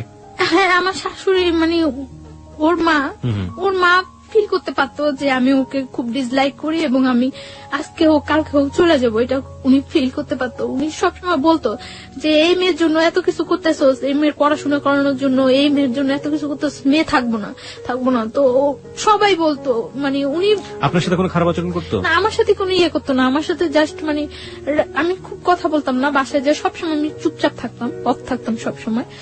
যতটা টাইম বাসায় থাকতাম বেশিরভাগ টাইমে বই নিয়ে বসে থাকতাম, এইরকম। মানে আমি না পড়লেও দেখাইতাম যে আমি পড়তেছি, যাতে কেউ ডিস্টার্ব না করে, যাতে কেউ কথা বলতে না আসে। তো আমি শুনতাম উনি বলতো যে এই মেয়ে থাকবো না, এই মেয়ে তো চলে যাইবই, এই মেয়ে তো চলে যাইবই, কারণ যে করার মতো সংসার করার মতো ওই মেয়েই ডিফারেন্স, ও চলে যাইবে। তো মানে উনি ফিল করতো এবং উনি ফিল করতো যে আমি ওদেরকে খুব ডিসলাইক করে, এটা উনি ফিল করতো এবং উনি এটা বলতো বারবার। ওকে, যাই হোক, তারপর একটা করতাম, আমি ওই বাসায় কখনো ঘুমাইতাম না। কেন? এই 1 বছর 3 মাস 3.5 মাস আমি ওই বাসায় ছিলাম। আমার মনে হয় না আমি 1 বছর 3 মাস 3.5 মাসে ওই বাসায় 3 দিনও ঘুমাইছি। কখনো আমি ঘুমাইতাম না। আমার মনের মধ্যে এটা ভয় কাজ করতো, হয় আমার মারে ফেলাইবো, না আমার সাথে জোর করে কিছু করবো, এরকম একটা ভয় সবসময় আমার মনের মধ্যে কাজ করতো। যেই ছেলে আমার ধরে নিয়ে আসতে পারে, বাইন্ধা রাখতে পারে, তুলে আনতে পারে, সেই ছেলের পক্ষে পসিবল না এমন কিছুই নেই। আপনি বলছিলেন যে রাতের বেলা ঘুমোতেন না, আপনি এরকম একটা অবস্থার বর্ণনা দিচ্ছিলেন। তারপরে রাতে কি কখনোই ঘুমাতাম না ওই বাসায়, খুব কম সময়। মনে হয় না আমি এই 1 বছর 3 মাস 3.5 মাসে 3 দিনও ঘুমাইছি। আমার বেশিরভাগ আমি কলেজ ক্লাস শেষ করে যে গ্যাপটা হতো, ক্লাস থেকে আমি নিউ একটা হসপিটালে যাইতাম যেখানে আমি প্র্যাকটিস করতাম, এই গ্যাপটা আমি বেশিরভাগ সময় স্লিপিং ট্যাবলেট নিয়ে কলেজ হোস্টেলে ঘুমাইতাম অনেকক্ষণ যাবত, 2 ঘন্টা 2.5 ঘন্টা 1 ঘন্টা 1.5 ঘন্টা। এবং ওই টাইমটা দেখা যেত যদি ঘুম যদি না আসে তার জন্য আমি বেশিরভাগ সময় স্লিপিং ট্যাবলেট ইউজ করতাম, যাতে আমার ওই ঘুমটা ঘুমে হয়ে যায়। ঘুম হয়ে যায় যাতে। অনেক সময় দেখা যেত স্লিপিং ট্যাবলেট খাওয়ার পরে মানে এই 2 ঘন্টা 2.5 ঘন্টা 1-1.5 ঘন্টার ঘুমে কিছু হয় না, খুব ঘুম পাইতো পরে। তারপর করার কিছু ছিল না, আমার ফিরতে হবে, আমার ওইখানে যেতে হবে, তার জন্য আমি পারতাম না। স্লিপিং ট্যাবলেট খাওয়ার পরেও ঝিমাইতে ঝিমাইতে হয়তো যাইতাম আমি, তারপর আমি বাসায় ঘুমানোর চেষ্টা করতাম না কখনো। তাই দেখা গেছে আমার ওই ছেলেটা কি আপনার সাথে একই রুমে থাকতো? না, একই রুমে থাকতো না, আমি ওর মার সাথে থাকতাম আর পাশের আরেকটা রুমে থাকতো। ওকে। দেখা যেত যে অকারণে ওই রুমে খুব কম ঢুকতো না ততটা এই রুমে। দেখা গেছে আমি রাতে 10টা-11টায় বাসায় ফিরছি, ওই 12টা-1টার মধ্যে সবাই ঘুমিয়ে গেছে। ওকে। সো এই রুমে আসার ততটা প্রশ্ন জাগতো না, আর আমি সকালবেলা 7টার মধ্যে বাসা থেকে বের হয়ে চলে যেতাম। বাবা কি বলতো আপনার সাথে? বাবা কোনো ধরনের খারাপ আচরণ করতো? না, ওর বাবার সাথে আমার ততটা হইতো না, দেখা হইতো না, কথা হইতো না, তিনি খুব একটা সময় এখানে থাকতো না। ওকে। তো এইভাবে যাচ্ছিল লাস্ট কোরবানির ঈদ। কোরবানির ঈদে ঈদ যখন হয় আমি আমার মানে ওদের সাথে বাড়ি যাই, ওদের সাথে ওদের বাড়িতে যাই, গ্রামের বাড়িতে ওদের বাড়িতে যাই। তো যাওয়ার কারণ আমি একা একা কোথায় কিভাবে যাব, গ্রামের বাড়িতে যাই ওদের সাথে। যাওয়ার পরে ওদের ওইখানে আমি তো সকালবেলা যা পৌঁছায় সবাই, তো সকালবেলা যাওয়ার পর আমি 2-3 ঘন্টা পর আমি আমার নানা বাড়িতে চলে আসি। ওদের বাড়িতে তো আমি কখন থাকবোই না। কোথায় ছিল ওদের গ্রামের বাড়ি? কোথায় ছিল? আমাদের ওইখানেই, বরিশালে। ওকে। তারপর গ্রামের বাড়িতে যাওয়ার পরে আপনি ওখান থেকে সুযোগ পেয়ে নানা বাড়িতে চলে যাই, কারণ ওইখানে গেলে হয়তো সবাই আমাকে দেখবে, আমার সাথে কথা বলবে, সবাই ফিল করবে যে ওই মেয়েটাই তো। তার জন্য আমি কিছুক্ষণ পর আমি আমার নানা বাড়িতে চলে আসি। নানা বাড়িতে চলে আসার পর আমি মানে 2-3 দিন ওইখানে থাকা হয়, তারপর আবার ঢাকা ব্যাক আসার পরে মানে ঢাকা আসার পরে আমি একদিনকে আমি সন্ধ্যার পরে আমি বাসায় ফিরতেছি, 8টা কি 8:30 বাজে আমি বাসায় ফিরতেছি। বাসায় ফেরার সময় একটা ছেলে ভ্যানের উপর বসা থাকে, কয়েকটা ছেলে, ওইখান থেকে একটা ছেলে কমেন্ট করে যে মনে হয় বাড়িতে গেছিল, কয়েকদিন যাবো তো দেখি নাই, বাড়ি থেকে আসছে। তো আমি তখন মনে করলাম যে এই ছেলেটা মনে হয় আমার ফলো করছে এর আগে, যেহেতু আমি বাড়ি থেকে আসার পরে এই কথা বলতেছে। তো আমি বাসায় চলে যাই। তো এর আগে ওই ছেলেটার ফেসটা আমার কাছে একেবারে অপরিচিত, ওই দিনই ফার্স্ট আমি ফেসটা দেখি, এবং ফেসটা দেখার পরে দেখা গেছে যে 2-1 দিনের মধ্যে ওর সাথে আমার দেখা হয়। বিশেষ করে আমি রাতে বাসায় ফেরার সময়, সকালে যখন আমি যাই 7টার দিকে তখন ওরকম কেউ থাকে না। তো রাতে ফেরার সময় দেখা গেছে 2-1 দিন পরপরই ওর সাথে আমার দেখা হয়, এবং কন্টিনিউ তখন আমাকে কমেন্টস করতে থাকে। তো এর আগে আমি যখন পড়াশোনা করি, পড়াশোনা অবস্থা অনেক অফার হয়, কিন্তু কখনো আমার কাছে ওইগুলা রেসপন্স হয় না এবং খুব খারাপ লাগে। কিন্তু ওর কমেন্টসটা কেন যেন আমার ভালো লাগছিল। তো তখন তো আমি একেবারে সম্পূর্ণ একা, কোন ফ্রেন্ডদের সাথেও ততটা মিশতে পারি না, করতে পারি না, দেখা গেছে খুব ডিজার্ভ থাকি। তো ওর কমেন্টস গুলো ভালো লাগার পরে ও কমেন্টস করতে আমি কিছু বলতাম না, আমি শুধু হাসতাম। এরকম কিছুদিন কমেন্টস করার পর একদিন সকালবেলা, আমি ওই দিন শুক্রবার, আমি ওই দিন কলেজ আসিনি, তো সকালবেলা 11টার দিকে আমি বাসা থেকে বের হয়েছি। বাসা থেকে বের হওয়ার পর ও তখন মনে হয় সম্ভবত ফার্স্ট ঘুম থেকে উঠছিল, তো ঘুম থেকে উঠে ও বের হয়ে আমারে দেখছিল, তো বলতেছে আজকে দিনটা অনেক ভালো যাবে। ঘুম থেকে উঠে দেখছি অ্যাঞ্জেল। তো আমি হাসা দিছি, হাসছিলাম, হাসার কাজ। কিভাবে দেখলো আপনাকে? মানে আপনি তো আপনার ওই আগের বাসাতেই থাকতেন। হ্যাঁ, ওই বাসাটা আর ওই বাসা, ওদের বাসাটা কাছাকাছি, একদম কাছাকাছি একদম। কোথায় ছিল বাসা? ঢাকার ঢাকার এলাকার নাম বললে কোনো সমস্যা নেই, আপনি ছেলের নামও বলেনি, কোনো সমস্যা নেই। কোথায় ছিল বাসাটা? ওর নামটা বলি আমি, ওর নামটা রুমেল। মানে যে ছেলে আপনাকে জোর করে বিয়ে করেছে? না, মানে সেকেন্ড ওয়ান, যে সাথে পরিচয় হচ্ছে। আর বাসাটা কোথায় ছিল ঢাকার? আপনি বাসাটা বলতে যাচ্ছেন না? ওকে, ঠিক আছে, যান। তারপর? কারণ ওই এলাকাটার সবাই প্রায় কম বেশি ঘটনাটা জানে এবং আপনাকে সবাই চেনে। ওকে, ঠিক আছে। আমি এখানে একটু শ্রোতারা অনেক খেপে যাবেন আপনার উপরে, আমি একটু শ্রোতাদেরকে অ্যাড্রেস করতে চাই। দেখুন, আপনারা যারা বলছেন যে আপনারা ওর বাসার নামটা জানতে চান, ও কোথায় থাকে সবকিছু জানতে চান, এই প্রশ্নগুলো আমি ওকে করেছি, এবং তারপরেও যারা ক্ষিপ্ত হয়ে যাচ্ছেন ওর উপর, তাদের উদ্দেশ্যে আমি একটু বিনয়ের সাথে বলতে চাই, ওর বাসার অ্যাড্রেসটা জেনে বা যে ঘটনাটা যেখানে ঘটেছে এটা জেনে আপনি কি বা করবেন বলুন। আপনার এখানে বলতে চাচ্ছি না এই কারণে যে আমি তো সম্পর্কটা থেকে এখনো বিচ্ছিন্ন না। এক্স্যাক্টলি, আমরা গল্পের শেষ পর্যন্ত যাবো, সেটা আপনি আগে থেকে কিছু বলে দিন না। আমরা একটা জিনিস বলি আপনাকে, সেটা হচ্ছে তাদেরকে বলবো যে প্লিজ আমরা গল্পটা থেকে সবাই যে জিনিসটা নেবার চেষ্টা করবো সেটা হচ্ছে মোরাল লেসনটা আসলে কি, ভুলটা আসলে কারা কারা করেছে, কোন কোন জায়গাগুলোতে ভুল হয়েছে, বাসার ঠিকানা জেনে কিংবা ওর পার্সোনাল লাইফ সম্পর্কে আরো বেশ কিছু জেনে, ও কোথায় থাকে সেটা জেনে আসলে ওর কতটুকু কি ওর আমরা করতে পারবো। হ্যাঁ, সেই হেল্পের জায়গাটা যদি কিছু থেকে থাকে, করার থাকে, তাহলে ও যতটুকু বলবে ততটুকুই আসলে এনাফ। আমরা ওই শ্রদ্ধার জায়গাটুকু যিনি গেস্ট হয়ে আসেন, অতিথি হয়ে আসেন, তার প্রতি যেন বজায় রাখি। জি প্লিজ, তারপরে বলুন। তারপর আমি মানে যে কাজে বাসা থেকে বের হয়েছি ওই কাজে চলে যাই। তো চলে যাওয়ার পর এইভাবে চলতে থাকে কিছুদিন। তো 31st নাইট আমি সন্ধ্যার পরে বাসায় ফিরছি। তো আমি কিছু চকলেট কিনি। তো চকলেটের দোকানে যাওয়ার আগেই ও বলতেছে যে আজকে বলে দেব নাকি সামনের বছর পর্যন্ত ওয়েট করব।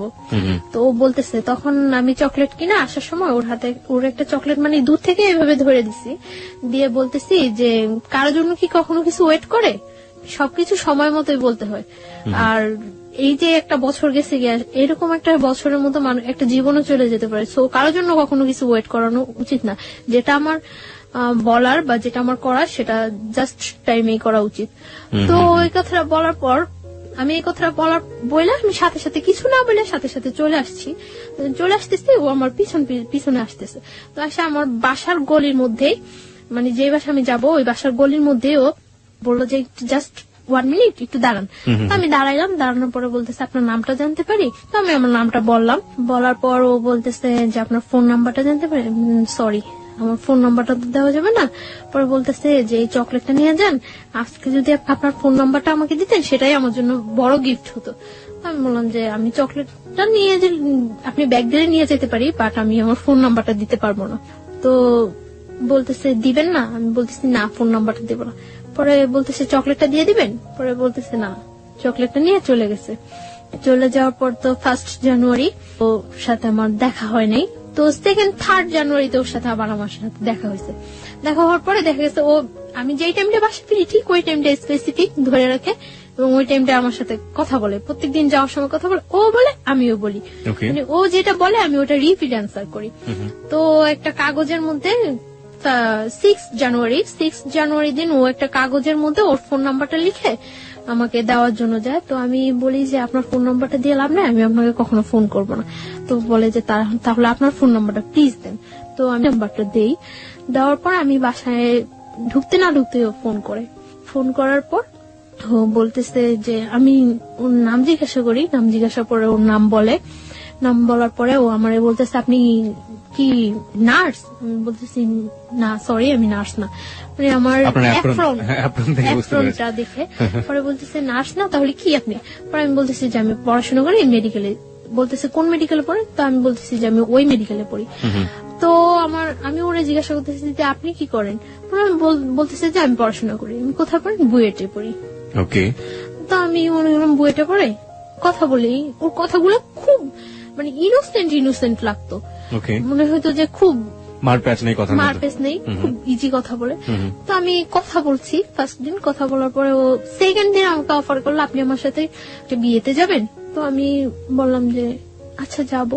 মনে এরকম শীতকাল, জানুয়ারি তো শীতকাল। তো বলতেছে যে আচ্ছা ঠিক আছে, আমি যাওয়ার সময় আপনাকে ফোন দিলে আপনি বের হইন। তো আমি মনে করছি যে মনে এমনিতেই ফান করতেছে। তো কিছুক্ষণ পর আবার ফোন দিয়ে বলতেছে না আপনাকে তো নিয়ে যাওয়া যাবে না, নিয়ে গেলে অনেক ছেলেরা ওইখানে থাকবো, জিজ্ঞাসা করবো এটা কে। তখন আমি কি বলবো? তখন আমি হাসি যে নিজেই বললো আবার নিজেই এই কথা বলতেছে। আপনি ইয়েস বলেছিলেন কোন সাহসে? কারণ আপনি তো এমন একটা বাসায় থাকেন যেখান থেকে না আমি যাব না সেটা আমি শিওর ছিলাম যে আমি ফান করে আপনি আমি বুঝছিলাম, কারণ ওর কথাগুলো বললাম না খুব ইনোসেন্ট। সাহসের খুব অভাব ছিল ওর মধ্যে, সাহসের খুব অভাব। তো ও তখন আমি হাসার পরে আমি বলতেছি আচ্ছা ঠিক আছে আপনি যান, আমি এমনিতেও যাব না, এমনিতেও আপনার সাথে আমার 1st পরিচয়, আর তাছাড়া আমি কোথাও যাই না, আমি এমনিতেও যাব না, আপনি যান এনজয় করেন। পরে ও বিয়েতে গেল, বিয়ে থেকে আসলো, আসে আবার রাত্রে আমাকে ফোন করলো। ফোন করার পর আমি ওর সাথে 1 মিনিট 2 মিনিট কথা বলি। তো এইভাবে 3-4 দিন কথা বলার পর জাস্ট রাত্রে যখন 12টা, 12:15, 1টা বাজে, তখন ও আমার সাথে কথা বলে 2 মিনিট, 1 মিনিট, 3 মিনিট এরকম কথা বলে এবং খুব একটা অস্থির একটা ভাব প্রকাশ করে। মানে আমার মনের মধ্যে খুব কনফিউশন হয়, এরকম অস্থির কেন? তো এবং কি যেন বলে মোমবাতি, মোম। তো আমি ইয়ে করি যে ও কি কোনো নেশা টেশা করে রাত্রে। ওকে। একটা নেশাগ্রস্ত মানুষের কথা যখন তার ফিল হয় যে সে নেশা করা উচিত বা করবে, তখন একটা মানুষের বিহেভিয়ার দেখলেই বোঝা যায়। তো ওর এরকম অস্থির অস্থির ভাবটা আমার কাছে খুব ইয়ে লাগে। তখন আমি কিউরিসিটি জাগে যে কি করে ও, কেন ও আমার সাথে 2-1 মিনিট কথা বলে রাখা দেয় বা এমন অস্থির অস্থির কেন। তো আমি এটা ওই টাইমটাই আমি ওরে বিশেষ করে ফোন দেই তখন রাত্রে, যে কেন কি করে ও আমি এটা জানার চেষ্টা করি। তো এইভাবে কয়েকদিন চলে যায়। কয়েকদিন পরে ও একদিন, ওর বাইক আছে, ও একদিন আমার কলেজ থেকে আনতে যায়, সেটা আমার না বলেই যায়, ফোন করে যে আমি আসছি, আপনি আমার সাথে যাবেন। পরে আমি আচ্ছা ঠিক আছে দাঁড়ান। তো আমি বের হয়ে আসি, আসার পরে আমার নিয়ে আসে বলতে কি মানে আমার বাসায় ইজি নিয়ে যেতে পারতো, অনেকটা ঘুরায়। তো ও বলে যে আপনি জাস্ট আমাকে একটু সাপোর্ট করে বসেন, যাতে আপনি পড়ে না যান, আমার ভয় লাগতেছে যদি আপনি পড়ে যান। আমি বলি কোনো প্রবলেম নেই। মহাখালীর দিকে নিয়ে যায়। তো মহাখালী ফ্লাইওভার অনেক রাফ ড্রাইভ করে, জাস্ট এরকম একেবারে কাত হয়ে যায় এরকম ধরার জন্য আপনাকে, মানে এরকম রাফ ড্রাইভ করতেছে। এমনিতেও ও সবসময় রাফ ড্রাইভ করে, একটু সুযোগ পাইলেই, রাস্তা একটু ফাঁকা পাইলেই এরকম করে। তো ফ্লাইওভারের উপরে একেবারে কাত হয়ে গেছে। তখন আমার কাছে একটু ভয় লাগছিল, তখন আমি এরকম কাঁধের উপর হাতটা রাখি। হাতটা রাখার পরে মানে এরকম করে অনেকটা ঘুরায়, মিরপুরের দিকে নিয়ে যায়, নিয়ে অনেকটা ঘুরে টুরে বাসার একটু দূরে বাসা থেকে নামায় দেয়। তো আমি বাসায় যাই, তারপরে এরকম কথা বলতে থাকে। তো ওই আমাকে বলে যে আপনি আমার ফ্রেন্ড হবেন। তো আমি বলছি আচ্ছা ঠিক আছে ফ্রেন্ড হবো। তখন কিন্তু আমি জানি না যে ও পড়াশোনা করে না বা কিছু। তখন আমি বলি যে আপনার ক্যাম্পাসটা তো কাছেই, আপনি কেন কলেজে যান না। তো বলে এই সমস্যা ওই সমস্যা, মারামারি করছে, এটা হয়েছে ওইটা হয়েছে, কিন্তু ও বলে না যে ও পড়াশোনা করে না বা করেই নেই, ওইটাও বলে না। তো তারপর ও এইভাবে চলতে থাকে, কিছুদিন যায়, ও বলে যে আপনি আমার ফ্রেন্ড হন। আচ্ছা ফ্রেন্ডশিপ করলাম ওর সাথে। ফ্রেন্ডশিপ করার পরে মানে কয়েকদিন যায় ভালোই। তো ও বলতেছে যে ফ্রেন্ড থেকে তারপরে চিন্তা পরে করবো, আগে ফ্রেন্ড। আপনার বাসায় বুঝতে পারতাম না এগুলো, যে আপনি যেখানে আছেন যেভাবে আছেন, আপনার তো যিনি আপনাকে জোর করে বিয়ে করেছেন তারও তো বোঝার ব্যাপার ছিল, সেও বুঝতে পারতো না? কেউ বুঝতে পারতো না। আমি সবসময় মানে আউটসাইডে বাইরে গিয়ে ওর সাথে বেশি কথা বলতাম, আর রাতে 2-1 মিনিট কথা বলতাম। তো একদিন আমরা ধানমন্ডি লেকে নিয়ে যায় আমাকে কলেজ থেকে, মানে কথা বলতে থাকে। তো কথার মধ্যে আমি হঠাৎ দেখি ও সিগারেট খাচ্ছে। তো তখন আমি ইয়ে করি যে ও স্মোক করে। তো আমি ওর কথার মধ্যে জিজ্ঞাসা করি যে আপনি কি কোনো নেশা করেন, ড্রাগস নেন বা অ্যাডিক্টেড আপনি? পরে বলতেছে যে হ্যাঁ। পরে আমি বলতেছি যে কেন? পরে বলতেছে যে আমার লাইফে একটা কষ্ট আছে তার জন্য। তো আমি বলতেছি কি কষ্ট? তো বলে যে একটা মেয়ের সাথে আমার অ্যাফেয়ার ছিল, তো মেয়েটা আমার ছাইড়ে চলে গেছে, তারপর থেকে আমি ইয়ে করি। তারপর মানে এই কথা বলে। তো আমি বলতেছি যে মেয়েটা চলে গেছে তার জন্য আপনি এইভাবে ড্রাগ নিচ্ছেন, এটা কিন্তু ঠিক না। এইভাবে ও কথাটা বলছে, আমার কাছে খুব খারাপ লাগছে। তারপর আমি ওর সাথে ভালো ফ্রেন্ডশিপ করি, প্রায় প্রত্যেক দিনই কথা বলি, সকালে যাওয়ার সময় কথা বলি, বিকালে আসার সময় কথা বলি। তো ও দেখা গেছে মানে আমার বাসার সামনে দিয়ে যাওয়ার সময়, মানে যেতে হলে আমার বাসার সামনে দিয়ে যেতে হয়, আর আমার আসতে হলে ওর বাসার সামনে দিয়ে আসতে হয়। মানে যাচ্ছে আমাকে দেখে যাচ্ছে, আসছে আমাকে দেখে আসছে, এভাবে চলতে থাকি কিছুদিন। তারপরে কিছুদিন চলার পরে একদিন আমি মানে আমার মার সাথে কথা বলি। আমি মার সাথে কথা বলার পর আমার মন খুব খারাপ থাকে। তখন মার্চের 7 তারিখ, 8 তারিখ থেকে আমার পরীক্ষা, 3rd সেমিস্টার। তো আমি ইয়ে করি, মার সাথে কথা বলার পরে মানে আমার মন খুব খারাপ থাকে। খারাপ থাকার পর আমি ওরে ফোন করি, আমার সাথে মুভি দেখবেন? পরে বলতেছে হ্যাঁ দেখবো। আমি বলতেছি আচ্ছা ঠিক আছে। তখন বাজে 12:30 দুপুর। হ্যাঁ দুপুর। আমরা 3টার দিকে মুভি দেখবো এই করি। পরে ও অনেক ফ্রেন্ডদের ফোন দেয় ওর, যে কোন হলে মুভি দেখা যায়, মুভি দেখার মতো কোন ভালো পরিবেশ আছে। তখন মানে স্টার সিনেপ্লেক্সে, তো সিটিতে নিয়ে আসে আমাকে। বাস থেকে বের হই 2টার দিকে। তো আস্তে আস্তে আসার পরে লাল টিপ মুভিটাই হয়। আসার পরে টিকিট পাই না, আমরা টিকিট পাই না। তো আমি ওই দিন অনেক জেদ করি যে আমি আজকে মুভি দেখবই। আমার কাছে খুব খারাপ লাগতে থাকে, মানে ও কোনো ফ্যাক্ট না, আমি যে ওর সাথে ঘুরতেছি বা মুভি দেখতেছি এটা কোনো ফ্যাক্ট না। আমার মনের মধ্যে ওই ইয়াটাই থাকে যে আমার মার সাথে আমি কথা বলছি, ওই ব্যাপারটাই আমার মনের মধ্যে সবসময় কাজ করতে থাকে। টিকিট পায় না, টিকিট না পাওয়ার পরে 7টা শো টিকিট ইয়ে করে, প্রবলেম নেই 7টাই দেখবো।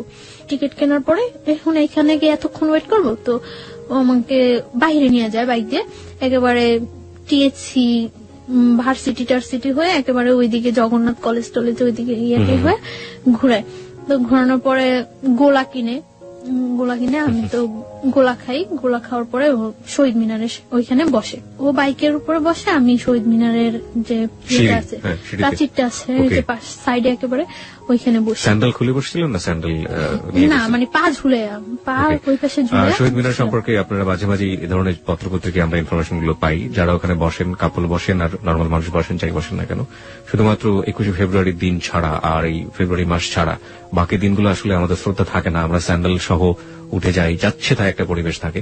কর্তৃপক্ষ যারা আছেন তারা তার দৃষ্টি রাখেনি না, কর্তৃপক্ষের কথা বাদ দিলাম, আমাদের অন্তরের জায়গা হচ্ছে ওটা, সেই অন্তরকে যেন আমরা শ্রদ্ধা করি, এমন কোন অ্যাক্টিভিটিস ওখানে না করি। যাই হোক, হ্যাঁ, তারপর আপনি যেটা বলছিলেন। তারপর বসার পরে কথা টথা বলি, অনেকক্ষণ কথা টথা বলার পর আমরা আবার ব্যাক করি। ছবি ছবি দেখেছিলেন হ্যাঁ, একসাথে? হ্যাঁ, মুভি দেখছিলাম, আমি মুভি দেখতেছিলাম খুব মনোযোগ দিয়ে কি মুভি ধরনের কথা দেখতেছিলাম। হতো ওই সময় আপনাদের মধ্যে? জাস্ট এই কথা ওই কথা, ও এটা করছে ওইটা করছে এটা করছে এরকম। তো ও কখনো আমার সম্পর্কে জানতে চায়নি, আমার ফ্যামিলি ব্যাকগ্রাউন্ড বা কখনো জানতে চায় না। আর আমি আমার ফ্যামিলি ব্যাকগ্রাউন্ড ওর কাছে সব সত্যই বলছি। ফ্যামিলি বলেছেন, বাট আপনার যে এই যে বিয়েটা হয়েছে বা শুধু এটাই এই বলি, পার্টটা আপনি বলেন। এই পার্টটা বলিনি। তো আমি এখানে কোথায় থাকি সেটাও ও কখনো আমার কাছে জানতে চায় না। আমরা মুভি দেখি, আমি মুভিটা খুব মনোযোগ দিয়ে দেখি এবং ভালো লাগে আমার কাছে মুভিটা। আর ও মুভি দেখে না, ও এখানে বসে আমাকে দেখে। তা আমি বের হয়ে ওরে বলতেছি যে মুভি কেমন লাগলো, বলতেছে আমি কি মুভি দেখছি নাকি? আমি তো কি দেখছেন? আমি ততক্ষণ দেখছি যে আপনি কিভাবে মুভি দেখেন। ওকে ওকে, তারপর মানে বাসায় চলে যাই। বাসায় চলে যাওয়ার পর মানে আমরা বাইরে খাইটা বাসায় চলে যাই। চলে যাওয়ার পর ও রাত্রে আমাকে 1:30টার দিকে ফোন দেয়, আমি পড়তে থাকি, তখন ফোন দিয়ে ও আমাকে মানে একসাথে মনে হয় যে আমরা শীট দেখলে মুখস্থ করে পড়া বলি না টিচারদের কাছে, একসাথে ওরকম মনে হয় যেন কোনো শীট মুখস্থ করে একসাথে ও আমাকে বলে যে আমি তোমাকে পছন্দ করি, এরকম এরকম এরকম সব একসাথে এক চান্সে মুখস্থ করলে এক চান্সে মুখস্থ। তো আমি আশ্চর্য হয়েছি যে এটা ছোটবেলা আর পিছনের বাড়ি থেকে মা চিল্লাতো, এই পড়িস না কেন, ওরকম ছোটবেলার কথা মনে পড়ে গেল আপনার কথা। হ্যাঁ, একসাথে বলতো। কি আশ্চর্য, এটা কি কোনো বলার ওয়ে? তো আমি চুপ করে থাকি। পরে বলতেছে তুমি আমার পরে জানাও। তুমি বলছো তখন? হ্যাঁ, তুমি আমার পরে জানাও। তো আমি কিছু বলি না, চুপ করে থাকি, কেটে দেই ফোন। তারপরেও আমাকে যখন ফোন দিয়ে বলে যে আমি আপনি করে বলি, তো বলতেছে যে আপনি করে বলো কেন, তুমি করে বলো, পসিবল না। বলতেছে যে তুমি করে বলো, তুমি করে। এভাবে কয়েকদিন যাওয়ার পর আমি ওকে তুমি করে বলা স্টার্ট করি। ও দেখা গেছে তুমি আপনি মিশ্রণ হয়ে যায়, মিশ্রিত ভাষায় কথা বলতেছে। তো ও হাসতো, মিশ্রিত ভাষায়। এইভাবে কয়েকদিন যাওয়ার পরে মানে ওর সাথে এক পর্যায়ে কি রিলেশন হয়ে যায়, অ্যাফেয়ার হয়ে যায় আমার সাথে। এবং ওর কথাগুলি আমার খুব ভালো লাগে, যখন কথা বলে আমার খুব ভালো লাগে। আমি অবাক হয়ে তাকিয়ে থাকি যে ও কথা বলে, কিন্তু খুব স্বাভাবিক ভাষায়, সাবলীল শুদ্ধ ভাষায় কথা বলে তা কিন্তু না, নর্মাল কথা বলতেছে, কিন্তু আমার কাছে খুব ইনোসেন্ট লাগে। তার জন্য আমি ওর কথায় খুব ইয়ে হয়ে যায়। কিন্তু ও যে মানে ফলস বলতেছে, মিথ্যা বলতেছে, আমি ফিল করি, এটা আমি অনেক কিছু আমি ফিল করতে পারি। মিথ্যা বলছে আপনি ফিল করতে পারছেন? ফিল করতে পারি, কিন্তু আমার কাছে তারপরেও ভালো লাগে কথাগুলো।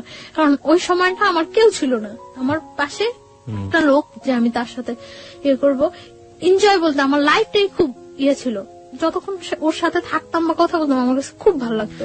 সমুদ্রের মধ্যে মানুষ যখন পড়ে এবং সে যদি সাঁতার না জানে, হাতের কাছে যাই পাবে সেটা কি সে অবলম্বন করবে, সেটা খড়কুটোই হোক আর যাই হোক। গল্পটা শোনার পর আসলে তাই মনে হচ্ছে। শুনুন তারপর। তো এইভাবে কয়েকদিন যায়, অ্যাফেয়ার ওর সাথে আমার ভালো একটা রিলেশন হয়ে যায়। ও আমাকে মানে শিফট করে নিয়ে যায়, দিয়ে যায়।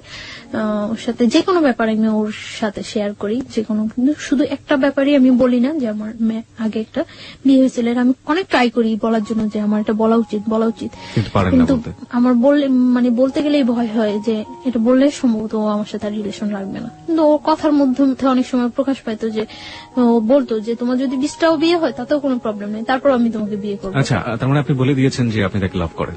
হ্যাঁ, দুজনের মধ্যে ওয়ার্ড দিয়ে হয়ে গেছে। হ্যাঁ, ওকে।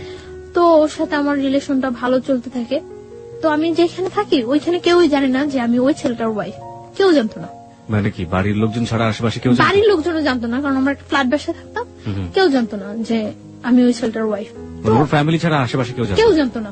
কারো কাছে আমি তো বলতামই না, ওরও বলার প্রয়োজন হয় নাই, কারো কাছে বলতো না। তো আর আমি তো সবসময় আমার মতোই চলতাম। ওই এলাকার অনেকেই জানে যে ওই ছেলেটার সাথে আমার সাথে রিলেশন হয়, রুমেলের সাথে আমার সাথে রিলেশন, এটা ওই এলাকার অনেকেই জানে। আপনার তথাকথিত হাজবেন্ড যদি বলি যে জোর করে যে করলো, ও জানতো না? সব জানলে তো ওরও জানার কথা। ও পরে জানতে পারে। ওকে, যাই আমরা সিরিয়ালে যাই। তারপর কিছুদিন যাওয়ার পরে মানে ওদের বাসার সবাই, আমি যে বাসা থাকি ওই বাসার সবাই বেড়াইতে যায়, আমি যাই না। কোথায় বেড়াতে যায়? গাজীপুর। মানে ওরা ফ্যামিলি মিলে একটা কোথাও বেড়াতে যায়, আপনি যান না? ওকে, আমি যাই না, আপনি থেকে যান। আমি থেকে যাই। এর মধ্যে ও আবার বাইক অ্যাক্সিডেন্ট করে।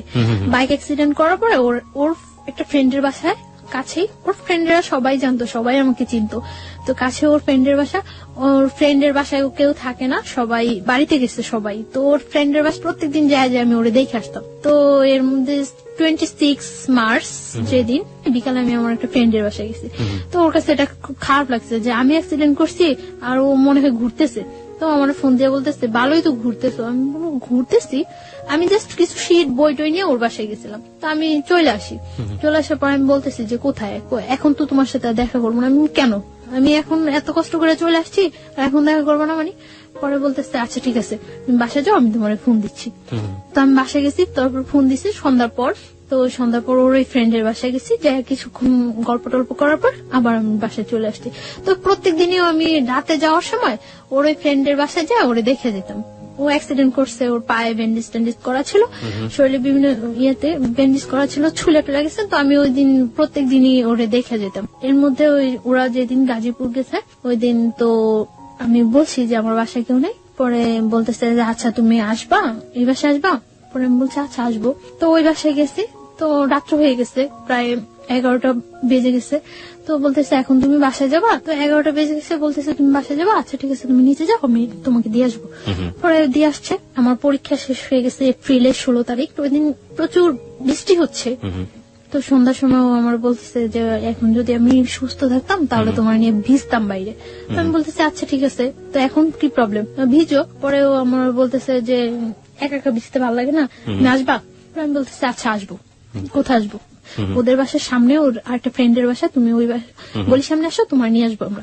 পরে আমি গেছি, যাওয়ার পরে ও নিয়ে গেছে ওই ফ্রেন্ডের বাসা। কনস্ট্রাকশনের কাজ চলছে, 5 তলা পর্যন্ত কাজ চলছে এখন। তো 5 তলা ছাদে নিয়ে গেছে। ছাদে নেওয়ার পর অনেক বৃষ্টি হয়েছে, তো আমরা ভিজছি, অনেকক্ষণ ভিজছি। ভিজার পর খুব ভালো লাগছিল, অনেকদিন পর মনে হয় একেবারে একটা রিল্যাক্স, খুব খুব এনজয় করছি আমি। ভিজার পর ঠান্ডা লাগতেছিল। 5 তলাটা যে হচ্ছে ওই রুম গুলোর ভিতরে ঢুকে গেছে। তো ভিতরে ঢুকে গেছি মতন ওর নিচ থেকে একটা তাওয়াল আনানোর ব্যবস্থা করছে, যে ভিজে গেছে ঠান্ডা লাগতেছে। তো একটা তাওয়াল আনছিল মতন মুছে টুছে ওইখানে দাঁড়াইছিলাম। এর মধ্যে কারেন্টটা চলে যায়।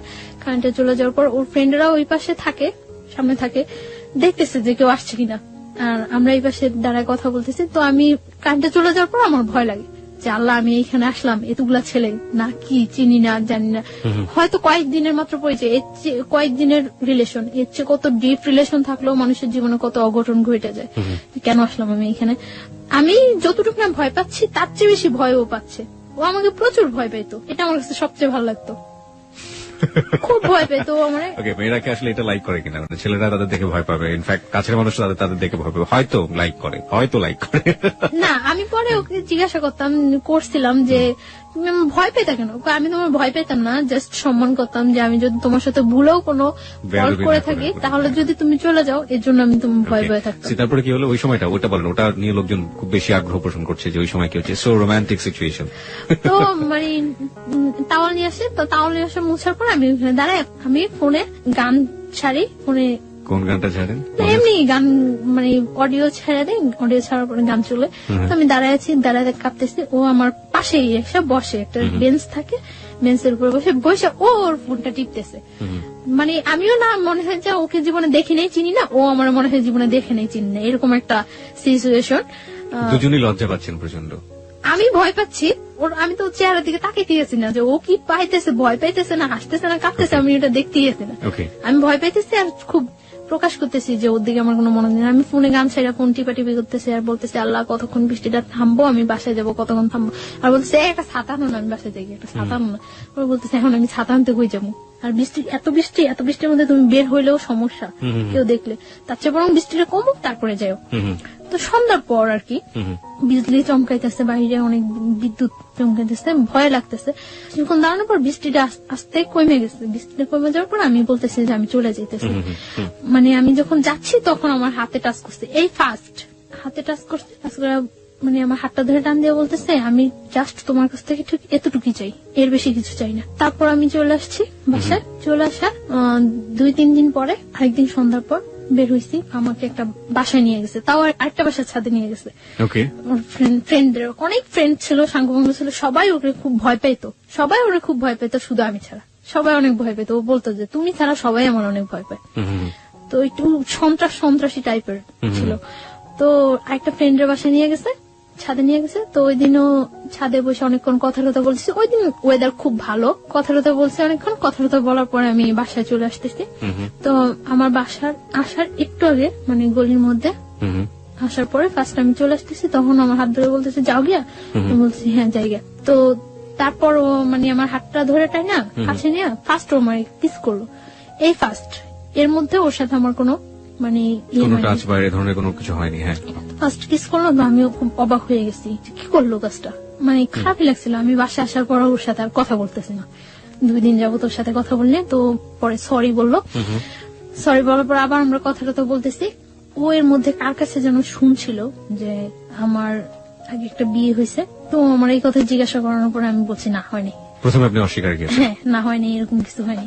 আর আমি ওই বিয়েটা তো মানিই না, আমি কি বলবো যে হ্যাঁ হয়েছে, মানিই না এক কথায়। আমি চাইছিলাম যে ওর কাছে সবকিছু ক্লিয়ারলি বলার জন্য, বাট আমি ওরকম কোন পাইতেছি না যে বললে ও থাকবো না থাকবো। এটা মানে ওকে নিয়ে আপনার মনের মধ্যে একটা ইয়েও হয়ে গেছে যে ও চলে গেলে আপনার জন্য সাস্টেন করাটা খুব কঠিন হয়ে যাবে। আর একই সাথে আপনি খুব তোলাচলের মধ্যেও আছেন যে বলবেন কি বলবেন না। তারপর ও আমার বলছে আচ্ছা ঠিক আছে তাহলে তুমি আমার সাথে বাইরে যাবা। আচ্ছা যাবো। মানে তখন ও যেটা বলে আমি ওইটাই রাজি, বলছে আচ্ছা ঠিক আছে যাবো। তো কোথায়? আচ্ছা কক্সবাজার। আমি বলছি আচ্ছা ঠিক আছে যাবো, আগে বিয়ে করতে হবে। আপনি বললেন ওকে যে আগে বিয়ে করতে হবে? হ্যাঁ, বিয়ে না করলে আমি তোমার সাথে কক্সবাজার যাবো কেন? আশ্চর্য, তুমি কে? আর তোমার সাথে আমার যতটাই রিলেশন হোক এত দূরে যাওয়া তোমার সাথে কখনো পসিবল না। তখন আমি জানতে পারি যে ও পড়াশোনা করে না। কিভাবে জানলেন? ও নিজে থেকেই মানে ওর মুহূর্তে সবকিছু বলে দিয়েছে না, ওর বিহেভে আস্তে আস্তে ফিল হয়েছে যে ও পড়াশোনা করে না। তারপর ও স্বীকারও করছে যে ও পড়াশোনা করে, নিজে থেকেই বলছে। কোন ক্লাস পর্যন্ত পড়েছে নাকি একেবারেই পড়েনি? 9 পর্যন্ত নাকি পড়ছে। তারপর এই কথা হয় যে বিয়ের পর কক্সবাজার যাব। আচ্ছা ঠিক আছে। তো ও রাজি হয়, আমিও রাজি হই। তারপর আমরা একটা মসজিদে কিছু ফ্রেন্ড সময় একটা মসজিদে হুজুরের মাধ্যমে বিয়ে করি। এবং আপনি তখনও জানালেন না যে আপনি বিবাহিত? না, তখন আমি জানাইনি যে আমি বিবাহিত। তো তখন ও শুনে একটু শোনে। তো ওর বাসা থেকে আমার বাসাটা ডিফারেন্স ছিল, আমি যে ছিলাম মাঝখানে 2টা বাসা। তো আমার মনের মধ্যে সবসময় এটা হতো যে ও যেহেতু আমাকে পছন্দ করে, আমার সাথে ওর অ্যাফেয়ার, ওকে আমার সম্বন্ধে খোঁজ খবর না নিছে, আর তাহলে ও কেন বলে এটা যে হ্যাঁ তোমার বিস্টে বিয়ে হলো আমি তোমাকে বিয়ে করবো। একটা প্রস্টিটিউট গালে রেখে কেউ বিয়ে করে ভালো করে না? তো ও সবসময় এই কথাগুলি বলতো। তার জন্য আমার মনের মধ্যে আরো হতো যে ও সম্ভবত জানে। তারপর হুজুর আমাদের বিয়ে পড়ানোর পরে কাগজ টাগজ সবকিছুই হয়। বিয়ের পর আমরা কক্সবাজার যাই, আমি ওর সাথে কক্সবাজার যাই। ও তখন আমাকে বিলিভ করে না, জাস্ট করে ঠিক আছে। ওর মনের মধ্যে একটা থাকে যে ওর অনেক শত্রু থাকে যে আমি ওর কোনো ক্ষতি করার জন্য কেউ আমাকে সেট করলো নাকি। আচ্ছা আমাকে একটু বলেন তো, আপনি যে এত বড় একটা রিস্ক নিলেন, আপনার আগের যে হাজবেন্ড ছিল, হাজবেন্ড আসলে আপনার দিক থেকে না হলেও তো যে কাগজে কলমে হয়ে গিয়েছে আপনার সাথে, হাজবেন্ড জোর করেই করেছে, তো সেও তো ব্যাপারটা জানে না তখনও? না, জানে না। তো আপনার কি মনে হয়নি কখনো যে আপনি যে রিস্কটা নিচ্ছেন, যে ঝুঁকিটা নিচ্ছেন, এটা এক ধরনের আপনাকে ডিজাস্টার করে দিবে বা একটা বড় ধরনের সমস্যায় ফেলবে? আমার তখন ওর ছাড়া আমার মাথার মধ্যে কিছুই ছিল না। আর ও যেটা বলতো আমি ওটাই হ্যাঁ, ও যেটা বলতো না করতো ওইটা না। এবং আমার সবসময় ছিল যে যাই হোক আমার ওকে প্রয়োজন আমার। এবং যেটা হয়েছে যে আপনার আশঙ্কা হয়েছে যদি আমি বলি আমি বিবাহিত, যদি ওকে হারাই, এবং সেই কারণে আপনি গোপন করে গেছেন, তাই তো? গোপন করে গেছি। ওকে, যান। তারপর আমরা কক্সবাজার যাওয়ার জন্য বাসে উঠি। বাসে উঠার পর ও আমার ফোনটা নিয়ে অফ করে দেয়, কারণ ওর মনের মধ্যে একটা শঙ্কা থাকে যে কেউ আমাকে আবার ওর কাছে পাঠাইলো নাকি, সেট করলো নাকি। কারণ ও বিভিন্ন সাইডে ও অ্যাডজাস্ট। ওকে, তার জন্য মানে আমি ওগুলো কিছুই জানতাম না যে আগে। ও আচ্ছা, বিভিন্ন সাইডে অ্যাডজাস্ট। সুতরাং ওর মনে আশঙ্কা হয়েছে যে কোনোভাবে গোয়েন্দাগিরি করুক বা কোনো ধরনের ক্ষতি করার জন্য ওকে ইনভলভ করে দিল কিনা, হ্যাঁ এই ধরনের। তার জন্য ও তখন মানে কাবিন করে ইয়ে করে নেই, রেজিস্টার করে ইয়ে করে বিয়েটা করেনি, শুধুমাত্র মসজিদে গিয়ে বিয়েটা করেছে। হুজুর দিয়ে ইয়ে করে বিয়ে করছে যে ও কক্সবাজার যাওয়ার পর শিওর হবে ওকে, যে ও কোনো ক্ষতি করবেন না আপনি। হ্যাঁ আমরা বাসে যাই, যাওয়ার পরে তো তারপর হোটেলে উঠি, দিন আমরা বিকালে সি বিচে ঘুরি, সি বিচে ঘুরে আসার পর রাত্রে ওর সাথে আমার কথা হয়, মানে তখন তো আমরা হাজবেন্ড ওয়াইফ জি। শরীয়ত মতে হাজবেন্ড ওয়াইফ। তো ফার্স্ট রাত্রে কথা অনেকক্ষণ কথাটাতে হওয়ার পর তারপর খুব জার্নি করে যাই তো প্রায় মানে যেখানে আমরা কক্সবাজার পৌঁছানোর কথা সকালে, ওইখানে আমাদের প্রায় 3:30 4টা বেজে যায় কক্সবাজার পৌঁছাতে, এবং যাওয়াটা খুব জার্নি হয়ে যায় এবং যে পথের মধ্যে বাস নষ্ট হয় অনেক, তার জন্য মানে তোকে সময় লেগে যায় অনেক। হ্যাঁ খুব ক্লান্ত লাগে, তো আমরা শুয়ে পড়ি। এর মধ্যে ফার্স্ট আমার সাথে রিলেশন ফিজিক্যাল ইন্টিমেসি বা যেটা বলি শারীরিক সম্পর্ক হয়। তো মানে আমি ওটার জন্য এটাই ছিল আপনার জীবনের first First. Physical relationship, right? Okay. তো আমি ওটার জন্য প্রস্তুত ছিলাম না, কেন প্রস্তুত ছিলেন না? না আমার মনের মধ্যে এরকম কিছু ছিল না। ইনফ্যাক্ট আপনি একজনকে বিয়ে করেছেন, আপনি তারপর মনের মধ্যে থাকবে না, ব্যাপারটা কেমন হয়ে গেল না? না আমি এইভাবে চাচ্ছিলাম না। কিভাবে যাচ্ছিলেন? আমি জাস্ট ওর সাথে হ্যাঁ কোনো সম্পর্ক ছাড়া আমার একটা মেয়ে ওর এত দূরে যাওয়া ঠিক না, তার জন্য আমি ওরে বলছি যে হ্যাঁ বিয়ে পরে তারপরে যাব, বাট এইভাবে আমার কোনো ইয়ে ছিল না। আমার কাছে ব্যাপারটা অনেক খারাপ লাগছে, অনেক ভয় পাইছি আমি। ভয় পাওয়ার পরে আমি আচ্ছা, ভয় আপনি ওয়াশরুম প্রসঙ্গে আমরা আসছি, ভয় আপনি কেন পেতেন? মানে ভয় কি আপনি পুরো সিচুয়েশনটাকে পেয়েছেন নাকি ফিজিক্যাল ব্যাপারটাকে পেয়েছেন? কারণ আপনি ডাক্তারি পড়াশোনা করছেন, so you know better. Physical রিলেশনটা আমি সিচুয়েশনটা বেশি ভয় পাইছি, সিচুয়েশনটা আমি বেশি ভয় পাইছি। তো আমি ওয়াশরুমে যাই অনেকক্ষণ কান্না করি, ওয়াশরুমে যাই যে কি করলাম, কি হলো, ঠিক করলাম না ভুল করলাম। আমার মনের মধ্যে সবসময় একটা কনফিউশন থাকতো যে আমি কাজটা কি ঠিক করছি না ভুল করছি। তো বুঝতে পারে যে আমি ওয়াশরুমের মধ্যে কান্না করতেছি। তো আমি অনেকক্ষণ পর যখন দরজা নক করার পর আমি ওয়াশরুমের দরজা খুলি, তো আমার টাওয়াল দেয়, তারপর আমি ফ্রেশ ট্রেশ হয়ে ভিতরে এসে দেখতেছি যে ও হাত কেটে অনেক ব্লাড ইয়ে হয়েছে। তো আমার কাছে আবার অনেক খারাপ লাগে যে ওর হাতটা কাটলো আমার জন্য, আমি এই সিনটা তো না করলেও পারতাম না। আমি বুঝতেছিলাম না যে আমি কি করছি, কি করা উচিত, বা আমি ভুল করতেছি না ঠিক করতেছি। শুধু আমার এর মধ্যে আমি একটা জিনিস ফিল করি যে আমি কোনো কিছু না করলে হয়তো বা ও আমার ছেড়ে চলে যাবো। আর ভয় পাইছি, এতটা দূরে গেছি, কখনো যাই নাই ওইখানে, কাউকে চিনি না, তার জন্য অনেকটা ভয় পাইছি। তো তারপর খাবার নিয়ে আসার পর ও নিজে আমার খাওয়াই দেয়, খাওয়াইটাও দেওয়ার পর মানে আমার ইয়ে করে যে সরি তুমি যে এরকম কান্নাকাটি করবো আমি বুঝি নাই, এটা করে তারপর ইজি হয়ে যায়। তারপর মানে ও আমার অনেক বুঝায়, কান্নাকাটি করে, আমি তারপর ঘুমায় যাই। আমি মানে ঘুমায় যাওয়ার পর ও যে হাত কাটে, তখন আমি দেখি যে হাত কাটে ব্লাড ব্লিডিং হইতেছে। তারপর আমি ওটার ওয়াশ টস করে মুছে টুছে দিয়ে ব্যান্ডেজ দিয়ে আমার কাছে তখন আমার কাছে অনেক খারাপ লাগে যে আসলে মনে হয় ও ইচ্ছাকৃত ভাবে কাজটা করেনি, করলে কি আমি আমার কষ্ট পাওয়াতে কি ও হাত কাটতো। তারপরে ও এখানে থাকি 4-5 দিন থাকি, আমরা খুব এনজয় করি। তারপর এনজয় করলেও ওর মধ্যে একটা মানে কনফিউশন থাকে। আমার মনের মধ্যে তো সবসময় একটা ইয়ে যে আমি কি করতেছি, কোথায় যায় দাঁড়াবো আমার জীবনটা, আমি কি করতেছি এটা। আর আমার মনে হয় যে আমার চোখ বুঝলে শুধু আমি ওরে ফিল করতে পারি আর কিছুই না। তখন আমি ফিল করতে পারতেছিলাম যে ও যদি যতটা খারাপই হোক আর যতটা পড়াশোনা না করুক, যাই করুক, তারপর আমার মনে হয় যে আমার জন্য ওরে প্রয়োজন।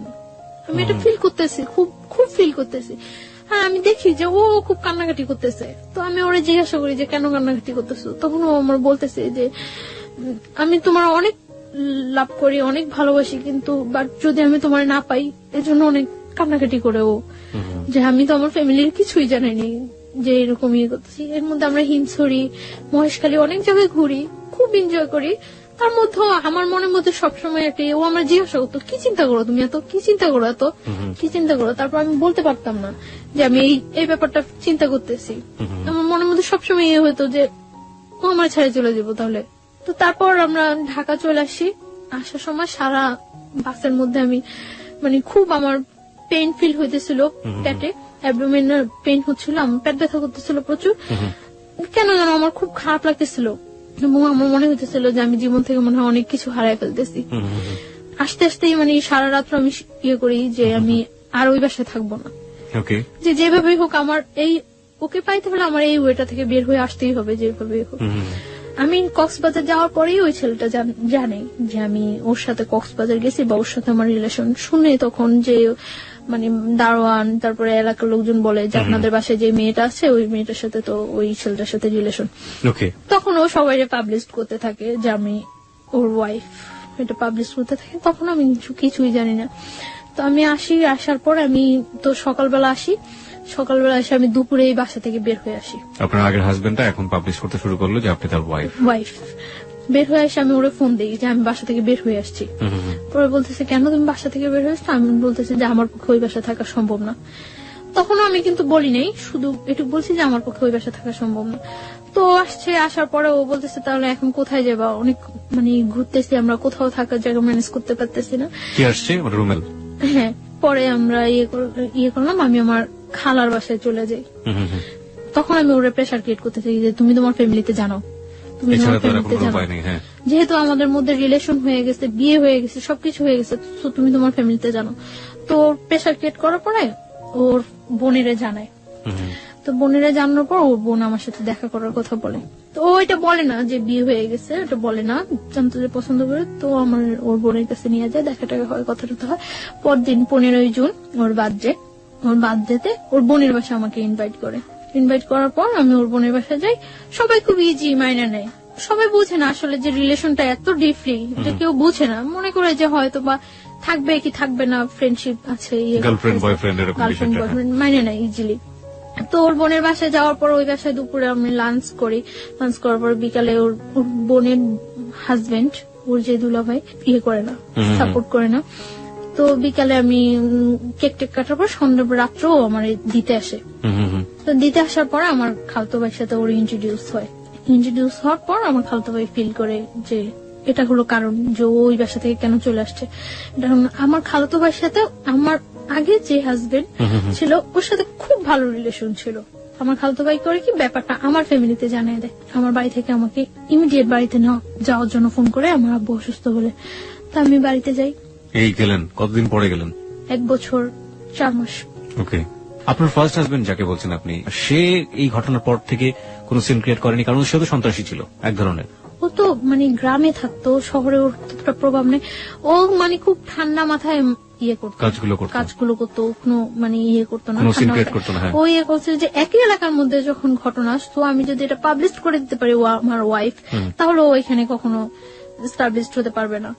কক্সবাজার যাওয়ার কিছুদিন আগে হঠাৎ করে ও যখন মানে আস্তে আস্তে শুনতে থাকে, তখন ও ওই ফ্ল্যাটটা ছেড়ে ওর মাকে বাড়িতে পাঠিয়ে দিয়ে একটা টিন শেড বাসা নেয় ওইখানে, আপনারা যেখানে থাকতেন ওখানে টিন শেড বাসা নেয়। তো ওই বাসায় আমার ওর সাথে উঠতে এখন আমি বাধ্য।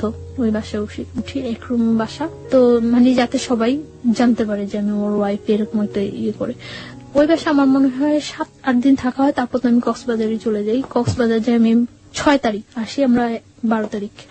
তো আপনি যেটা বলছিলেন যে আপনার বাবার বাসায় গেলেন 1 বছর 4 মাস পর, সেখানকার থেকে আমরা শুরু করেন। না, আমার বাড়ি থেকে করে যে আমার আব্বু অসুস্থ, বাড়ি যাওয়ার জন্য বলে যে আমার কাকা, আমার যারা আছে সবাই বাড়ি যাচ্ছে। তো আমি কয়েকজনের কাছে ফোন দিই, কেউই জানে না আমার আব্বু যে অসুস্থ। তারপর মানে হঠাৎ করে শুনে আমি আর করতে পারি না, আমি আচ্ছা ঠিক আছে আমি আসবো। তো কিছুক্ষণ পর আবার সবাই ফোন দিয়ে বলতেছে হ্যাঁ তোমার আব্বু অসুস্থ। তো আমার কাছে ব্যাপারটা খুব লাগে। তো আমি ওরা বলতেছি যে আমার এইভাবে বাসায় বাড়িতে নিয়ে যেতেছে, আমি ওর সাথে হোস্টেল খুঁজতেছি তখন। তো বাড়িতে যেতে হবে, আমি বাড়ি যাওয়ার জন্য দুপুরে আমরা ওর কাছ থেকে বিদায় নিয়ে আসতেছি। ও রাস্তার মধ্যে দাঁড়ায় কান্না করতেছে, আমি চলে আসতেছি, ও কান্না করতেছে। আমার কাছে খুব খারাপ লাগতেছে তখন যে সেই জানুয়ারি মাস থেকে ওর সাথে আমার হইতেছে, কিন্তু কখন আমি একটা দিন মনে হয় ওরে ছাড়া ওর সাথে আমার দেখা হয়নি, এরকম যায়নি। ও যখন রাস্তার মধ্যে দাঁড়ায় কান্না করতেছে তখন আমার কাছে খুব খারাপ লাগতেছিল যে আমি যাব না। তারপর আমি বাড়িতে যাই। যখন আমি লঞ্চে উঠার পর মানে কিছুটা যাওয়ার পর আমি জানতে পারি যে আমার খালতো ভাইটা ফিক করে আমাকে বাড়িতে নিয়ে যাচ্ছে। তখন আমার মানে লঞ্চের মধ্যে বলতেছে যে তুই যে কাজটা করছো কাজটা কি ঠিক? আমার খালতো ভাইটা আমার ইমিডিয়েট 6 মান্থের ছোট। তো ও যে আমাকে লাইক করতো, পছন্দ করতো, সেটা আমি কিছুই জানতাম না। আমি হঠাৎ দেখতেছি ও আমার পা ধরে বলতেছে যে আমি তোর অনেক ভালোবাসতাম, তুই যে এই কাজটা করবি আমি কখনো বুঝিনি। আমি হ্যাঁ আশ্চর্য হয়ে যাই যে ও কি বললো এটা। পরে আমি বলছি কি কা? পরে বলতেছে তুই এইরকম একটা ছেলের সাথে করতেছিস, করতেই পারি, এটা আমার life. Let me ask you one thing. আপনার কি ফার্স্ট লাইফটা সম্পর্কে সে জানতো না যে আপনি? হ্যাঁ, জানতো। তারপরে এবং ফার্স্ট লাইফটা আমার যতটুকু মানে সাপোর্ট করার ও আমার তখন করতো, যে এইভাবে এইভাবে তুই বাইরে আসবি ওইখান থেকে, এইভাবে এইভাবে ইয়ে করবি। ওর সাথে আমার সাথে জাস্ট একটা ফ্রেন্ডের মতো ছিল আমার খালতো ভাইটার সাথে আমার সাথে। ওকে, যখন দেখলো যে আপনি বাইরে হয়েই গেছেন অন্য একজনের সাথে, তখন কি সে আপনার পা ধরতেছে যে না তুই এটা করতে পারবি না? ওকে, হ্যাঁ, এবং আমার ফার্স্ট লাইফটা মানে যত সমস্যাগুলি সিনক্রেট করছি আমি ওই বাসায়, সবটা ওর ইয়াতে করছি। ওকে, লেট মি, আমার মনে হয় গল্পটা অনেক জটিল হয়ে গেছে আমাদের শ্রোতাদের কাছে। আমি একটু পরিষ্কার করে দিতে চাই। বন্ধন ব্যাপারটা হচ্ছে এরকম যে প্রথম যে ঘটনাটা ঘটেছে তার জীবনে, ছায়ার জীবনে, সেটা তো আপনারা জানেনই যে জোরপূর্বক, এবং জোরপূর্বক ওর কোনো যাওয়ার কোনো গতি ছিল না, এবং যে কারণে সে ওই ছেলের সাথে এতদিন পর্যন্ত থেকেছে, ওই বাসায় থাকতে হয়েছে তার। এই থাকা অবস্থায় সে তার খালাতো ভাইয়ের কাছ থেকে ফুল সাপোর্টটা পেয়েছে, এবং খালাতো ভাই বলেছে কিভাবে কিভাবে বাসা থেকে বের হয়ে আসবি, কিভাবে কিভাবে তুই আমার এই কাজটা করবি, ওই কাজটা করবি, এটা ফুল সাপোর্টটা সে পেয়েছে। যখন ছায়া একটা ছেলেকে নিয়ে স্বপ্ন দেখছে এবং একটা ছেলেকে নিয়ে অলরেডি বের হয়ে গিয়েছে, ঠিক সেই মোমেন্টে খালাতো ভাই তাকে ওখান থেকে সরিয়ে নিয়ে আসার চেষ্টা করছে, কারণ খালাতো ভাইয়ের উদ্দেশ্য ছিল তাকে ওখান থেকে সরিয়ে নিয়ে আসা, এবং খালাতো ভাই তাকে লাভ করতো। ঘটনার ইকুয়েশনটা এখন এরকম। চলুন তারপর মানে ওর কথাগুলো শুনে আমি সব অবাক হয়ে গেছি। ও বলতেছে যে তুই যে কাজটা করছো, যে ছেলেটার সাথে তোর অ্যাফেয়ার, তোরা কখনো ইয়ে করবো? পরে আমি বলতেছি হ্যাঁ করবো। তখনও কিন্তু ও জানে না যে আপনি ম্যারিড না, তো আমি বলতেছি যে হ্যাঁ করবো। পরে বলতেছে যে, পরে ওর সাথে আমার সাথে অনেক কথা কাটাকাটি হয়। কাটাকাটি হওয়ার পরে তো সকালবেলা বাড়ি থেকে আমি ওর অনেক রিকোয়েস্ট করি যে তুই বাড়িতে কাউকে এই কথাটা বলবি না, বাড়িতে কাউরে এই কথাটা বলবি না। পরে আমি বাড়িতে যাওয়ার পর ও সাথে সাথে ব্যাপারটা আমার বোনের সাথে শেয়ার করে, এবং আগে থেকেই হয়তো ওই যে রাত্রে ওর সাথে ইন্ট্রোডিউসটা আমার মনে হয় রাতেই ফোনে ও ব্যাপারটা শেয়ার করছিল, এবং শেয়ার করার পরেই বাড়ি থেকে আমাকে নিয়ে যাওয়ার জন্য ইয়ে হয়েছে। আমি বাড়িতে যাওয়ার পরে আমার জিজ্ঞাসা করে যে এরকম যে সত্যি তোর সাথে ওই ছেলের সাথে রিলেশন? পরে আমি বলি যে না, আমার সাথে এরকম কোন ছেলের সাথে, কারণ আমি জানি যে ওইখান থেকে আমার আসতে হলে এটা আমার যেভাবে হোক চাপাই যেতে হবে। তো তারপরে কি করে আমার ফোন থেকে ওই নাম্বারটা, রুমেলের নাম্বারটা আমার বাড়ির সবাই সেন্ড করে দেয়, এবং তখন বাড়ি থেকে রুমেলের ফোন দেয়। ফোন দিয়ে রুমেলের বলে যে তুমি কি জানো ওর যে আগে একটা বিয়ে হয়েছিল? মানে আমার বাড়ি থেকে ইয়াটা ছিল এরকম যে আমার আগের হাজবেন্ডের সাথে কাট করে এখান থেকে আমাকে একেবারে নিয়ে যাবে, এবং নিয়ে যাওয়ার পরে যে আমি বাহিরে যাই, কিছু বাহিরে ইয়ে করে আসবো, আসার পর এস্টাবলিশড ভাবে ইয়ে করার জন্য।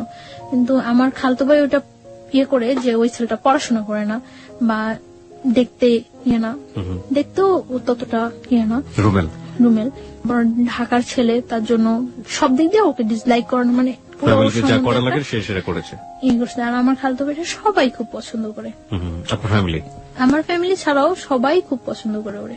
আমি ওরা অনেকবার রিকোয়েস্ট করছিলাম যে তুই বাড়িতে পড়বি না। ও কি করছে, বাড়িতে যা ফোন নাম্বারটা দিয়ে দেওয়ার পর রুমেলের ফোন করছে। আমার মা ফার্স্ট ফোন দেওয়ার পর, রুমের ফোন রিসিভ করার পরে বলতেছে আমি মানে আমার আগের হাজবেন্ডের বলতেছে যে আমি ওই লোকটার শাশুড়ি।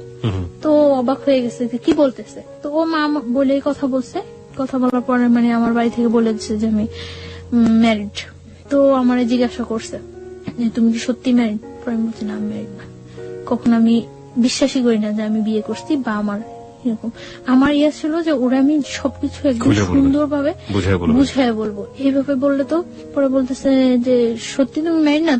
আমি একটু গিয়েছিলাম যে আমি যে কাজটা করিনি আমার পক্ষ থেকে, এটা রিলিজিয়াস পার্সপেক্টিভে এটা বিয়ে না, এটা হওয়া সম্ভব না, এবং কোনোভাবেই আমার মনের মধ্যে এইটুকু গিয়েছিল যে আল্লাহ আমাকে কখনো এর জন্য শাস্তি দিব না, কারণ আমি তো ইচ্ছাকৃত ভাবে কিছু করিনি। তো বলছে আচ্ছা ঠিক আছে। পরে আমি পরদিনই আমি বাড়ি থেকে খুব তোড়জোড় করে আমি ঢাকা আসতেই হবে, পরদিনই আমি চলে আসি ঢাকা।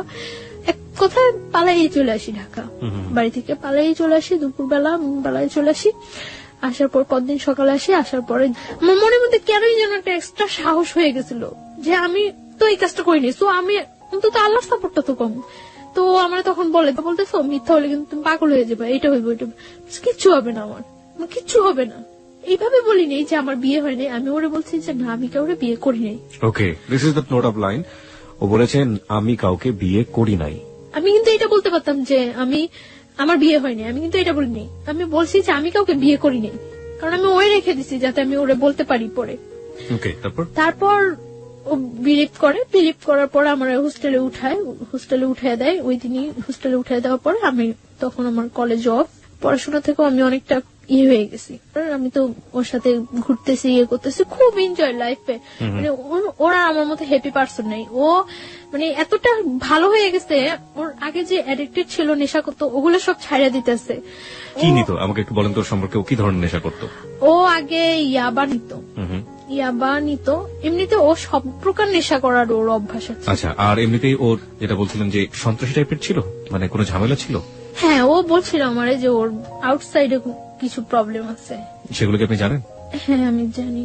ওকে, মানে you want to share with us or not? Not.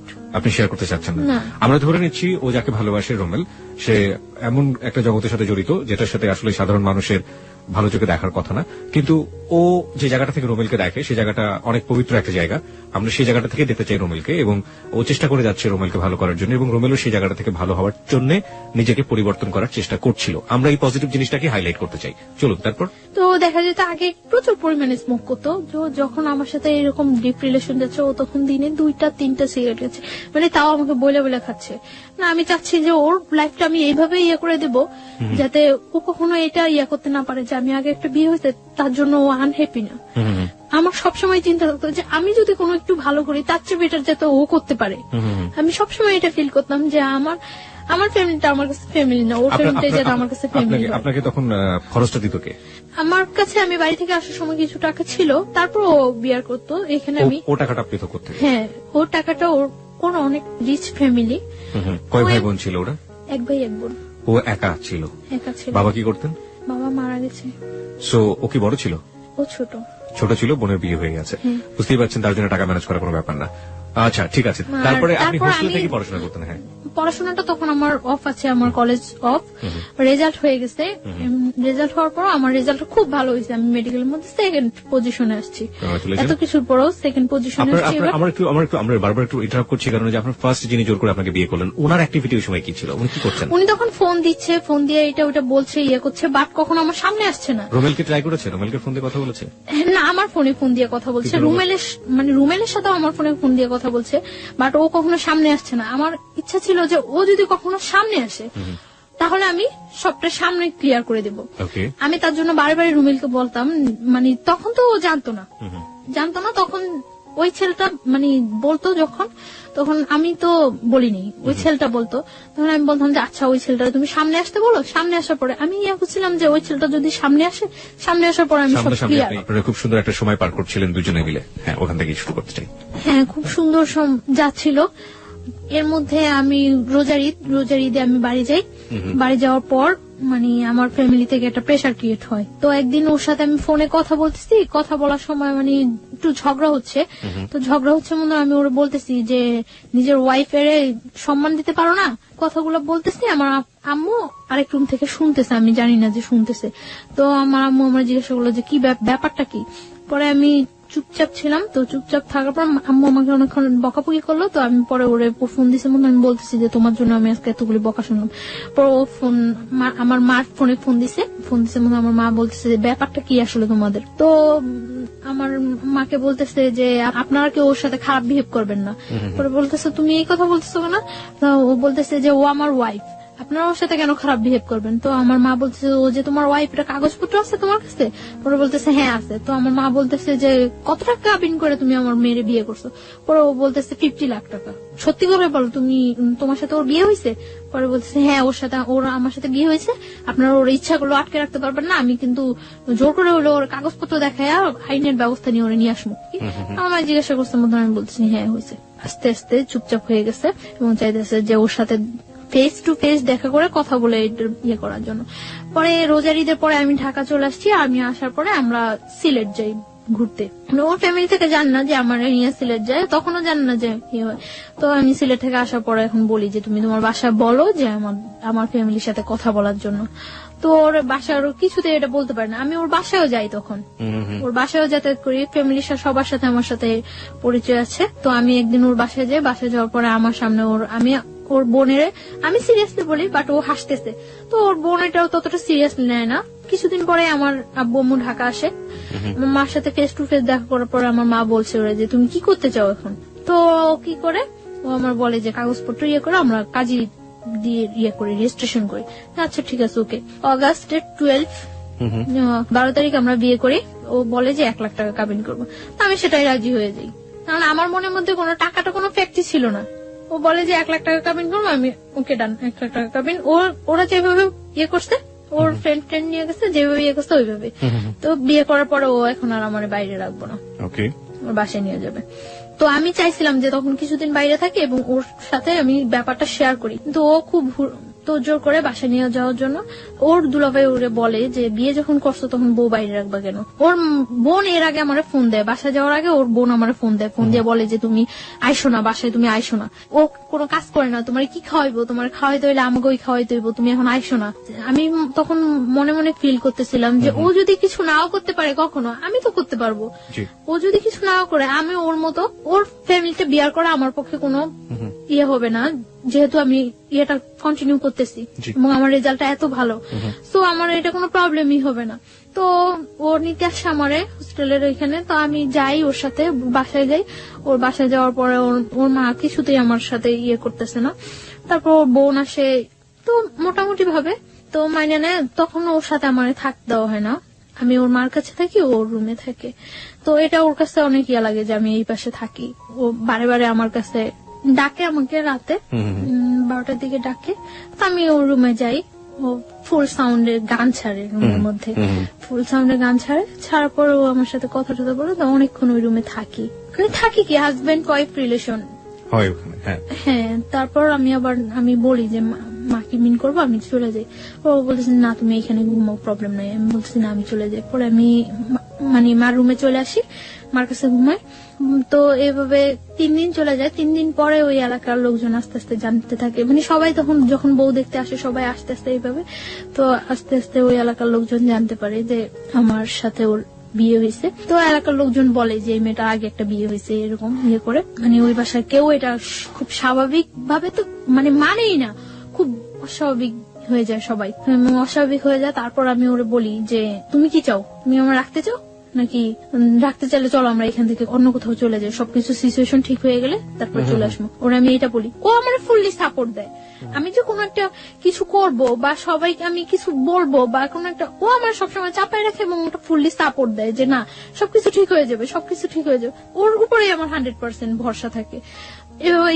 হইতেছে আমার বাড়িতে ফোন করছে, ওর বোন দুলাভাই ফোন করছে। ফোন করে নাকি আমার বাড়িতে অনেক হুমকি টুমকি দিয়ে থ্রেট করে যে আমি এখানে আসছি, আমার যে কোনো একটা প্রবলেম করবো আমার এসে নিয়ে যাওয়ার জন্য করে। তো আমার বাড়ি থেকে অনেক রিকোয়েস্ট করে যে ওর সাথে কিছু করে না, আমরা ওরে নিয়ে আসার ব্যবস্থা করতেছি, আমরা আসতেছি। তো আমার বাড়ি থেকে আমার ফ্যামিলি পার্সনরা আসে, আমার মা আসে। 20 সেপ্টেম্বর আমার বার্থডে, ওই দিন সন্ধ্যার পর তো ওর বাসায় সবাই খুব বাজে ভাষায় বকাবকি করে, অনেক বাজে কথা বলে। এগুলো আমার কাছে অনেক খারাপ লাগে, কিন্তু আমি তারপরেও মানে কানে নেই না কোনো কথা। এরকম চুপচাপ ও রুমের মধ্যে বসে থাকি। 3 দিন যাবত আমি চুপচাপ ও রুমের মধ্যে বসে থাকি। ও বাইরে থেকে আসার পরে আমি বলি যে তুমি কি আমার নিয়ে চলে যাবা নাকি কি করবা, তুমি কি করতে চাও। ও বলতেছে তুমি কোনো কথা বলো না, চুপচাপ থাকো, কোনো সব ঠিক হয়ে যাবে। তো ওই রুমে যায়, ওর মার রুমে যায়, সবার সাথে অনেক রাগারাগি করে। মানে তখন আমার একটা ভীতি হয় যে না ও মনে হয় ঠিক আছে। তো এটা সম্পূর্ণ যে ফিক ছিল, সম্পূর্ণ ফিক করে আমি বুঝতেই পারি না। তো রাত্রে আমি ওরা অনেক রিকোয়েস্ট করি যে দেখো আমার তোমার ছাড়া পসিবল না।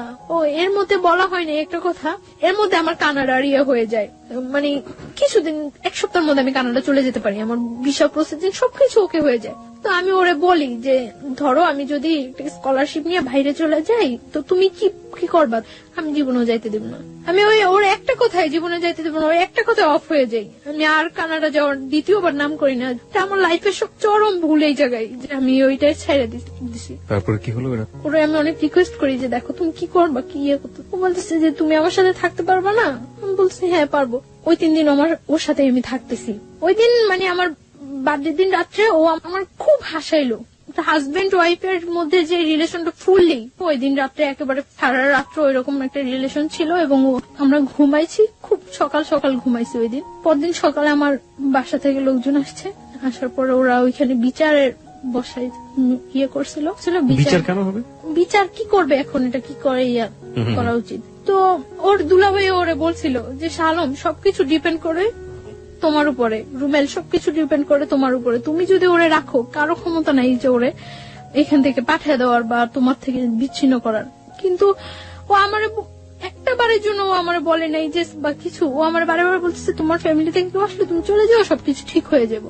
যখন বিচার বসলো, বিচারের মধ্যে ও বলতেছে মানে ফার্স্ট টু লাস্ট আমাদের অ্যাফেয়ারের ঘটনাটা বলতেছে। বলার পর ও বললো যে আমার পক্ষে ওরে রাখা সম্ভব না। তখন আমি আশ্চর্য হয়ে গেছি যে ওইটা কি বললো। কালকে রাত্রে সামান্য কয়েকটা ঘন্টাও এতটা চেঞ্জ, আমি হতবাক হয়ে গেছি যে ও কি বললো। ও বারে বারে সবাই ওরে জিজ্ঞাসা করতেছে যে তুমি যেটা করবা সেটাই হইব, তুমি যেটা বলবা সেটাই হইব। ও বারবার বলতেছিল এবং নিজে স্টা মারাইছে, নিজে মানে সবকিছু নিজে ইয়ে করাইছে, একেবারে ডিভোর্সের ইয়ে করছে। আমার যখন সবাই বলতেছিল যে তুমি কি বলো তুমি কি বলো, তখন আমি বারে বারে বলছি যে ও যেটা করবে সেটাই, ও যেটা বলবে সেটাই। আমি বারবার চাইছিলাম যে ও একটা কথা বলুক যে না আমি ওরে বিয়ে করছি, ওরে আমি লাভ করে ওরে আমার পক্ষে ছাড়া সম্ভব না, কিন্তু ও এই কথাটা বলে নাই। তখন আমি ওর রুমে ডাইকে নিয়ে যাই, আমি ওরে বলি যে আমি তো, তুমি কি একবার চিন্তা করতেছো যে আমি তোমার কাছ থেকে কতটা দূরে সরে যেতেছি, জীবনেও তুমি আর আমার পাইবা না। পরে ও বলতেছে তুমি চিন্তা করো না, সবকিছু ঠিক হয়ে যাবে। তখন ও আমার এই কথাটা বলতেছে, তখন আমি ওরে বলতেছি যে আমি তো চলে যেতেছি, তুমি আমার অনেক কিছু ওই ঘরে, অনেক কিছু অনেক স্মৃতি আমার ওই ঘরে, আমি ওরে পাঞ্জাবি করে দিয়েছিলাম হাতে সেলাই করা। তখন আমি ওরে বলি যে আমারে একটা জিনিস দিবা। পরে বলতেছি কি, আমি বলতেছি তোমার ক্যামেরা থেকে মেমোরিটা আমারে দিয়ে দাও, এই ছবিগুলো আমি নিয়ে যাই সাথে। পরে ও আমার মেমোরিটা দিতে রাজি হয়নি, তখন মানে কাটসিট হয়ে গেছে, 50,000 টাকা দিয়ে দিবে।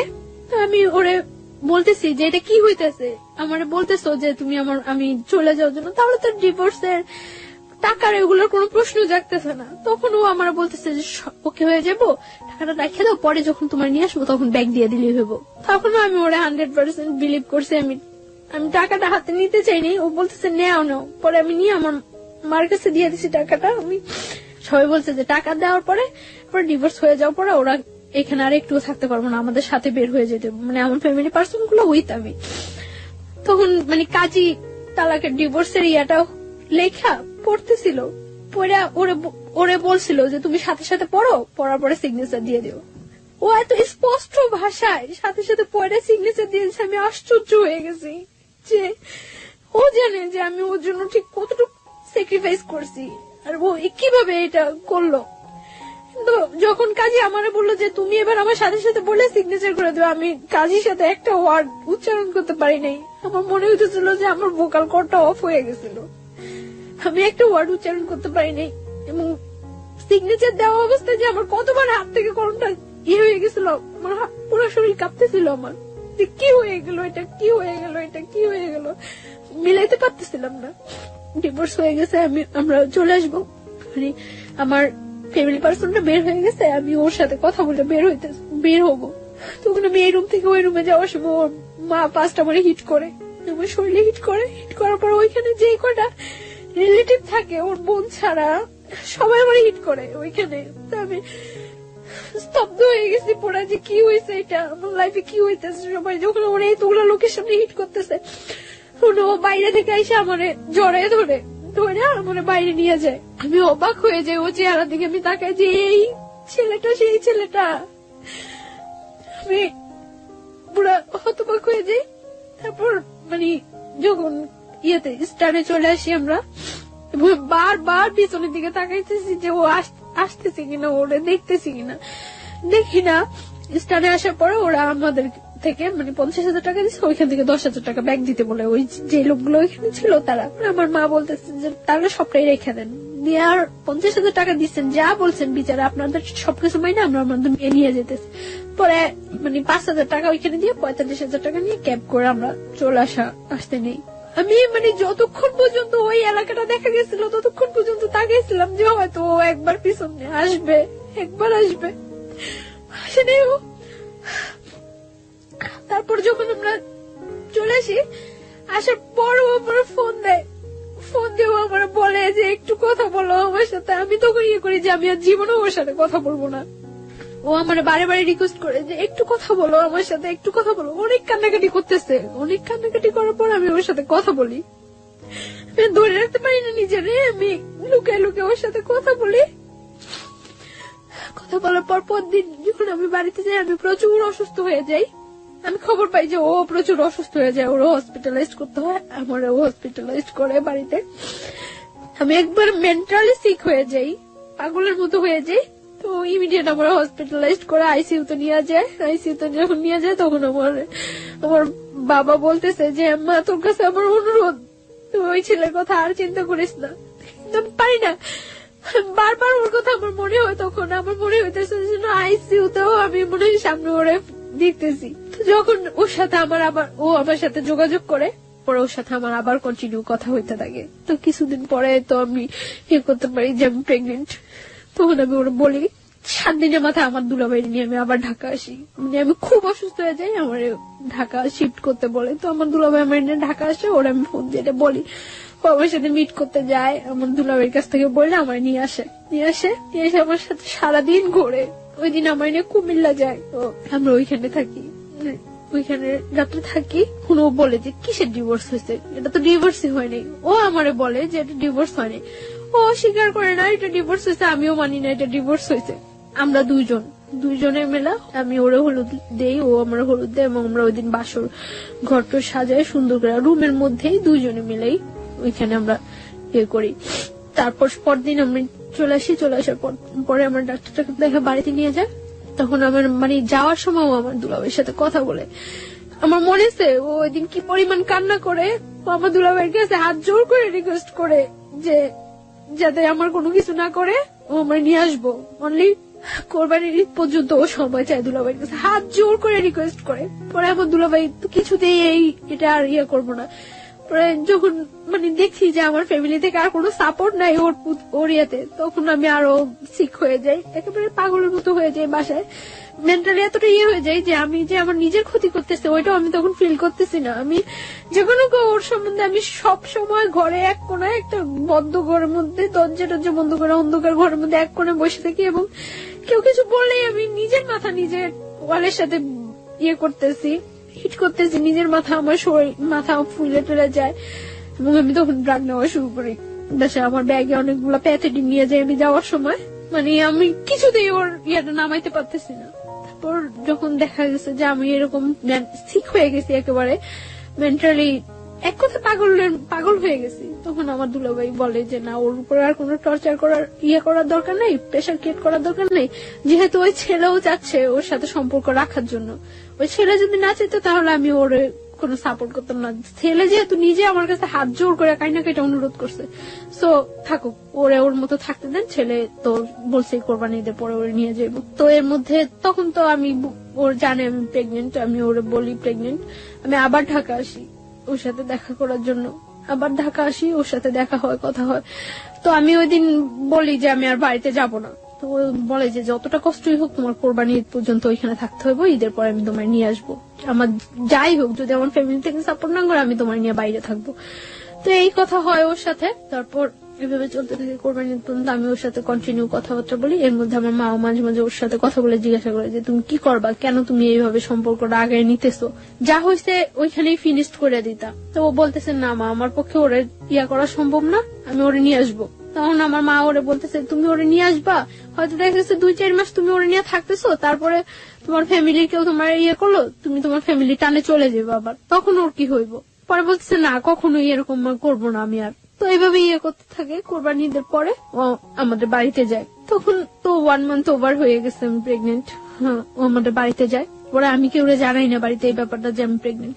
তখন আমার বাড়িতে যাওয়ার পরে যেভাবে একটা গেস্ট আসলে যা করা হয় ঠিক ওর সাথে ওই ব্যাপারটাই খুব সুন্দর ব্যবহার করছে সবাই। সকালবেলা ব্রেকফাস্ট করতে দেওয়া হয়েছে, নাস্তা টাস্তা করতে দেওয়া হয়েছে। তো ওর জন্য পিঠা টিঠা অনেক কিছু করা হয়েছে। তারপরে ওরে মানে আমার দুলাভাই জিজ্ঞাসা করছে যে তুমি কি করতে চাও এখন, আমরা কি নতুন করে তোমাদের বিয়ের অ্যারেঞ্জ করবো, তোমার বাড়িতে জানাবো, তোমার বাসায় জানাবো তুমি যে এখানে আসছো, না কি করবো। পরে ও বলতেছে না কিছু করে না, মানে আর অল্প কটা দিন সময় দেন, আমি ওরে নিয়ে যাবো। ভাইয়া বললো তাহলে তুমি এখানে থাকতে পারবে না, দেখো ওদের তো ভাইও নাই, এ বাসা থাকলে কে কি মিন করে, তাহলে বেটার হয় তুমি চলে যাও, তুমি যখন তোমার সময় হবে তখন তুমি আইসো। পরে সবার মন খারাপ হয়ে যায় যে কি বললো ছেলেটা, এতদিন পর্যন্ত ছেলেটা আমাদেরকে একটা কথা করে রাখছিল, এখন কি বললো। তারপর আমি ওরে জিজ্ঞাসা করি যে তুমি করো, তখন ও আমার বলতেছে যে আমার আর অল্প কটা কিছু দিনের সময় দাও।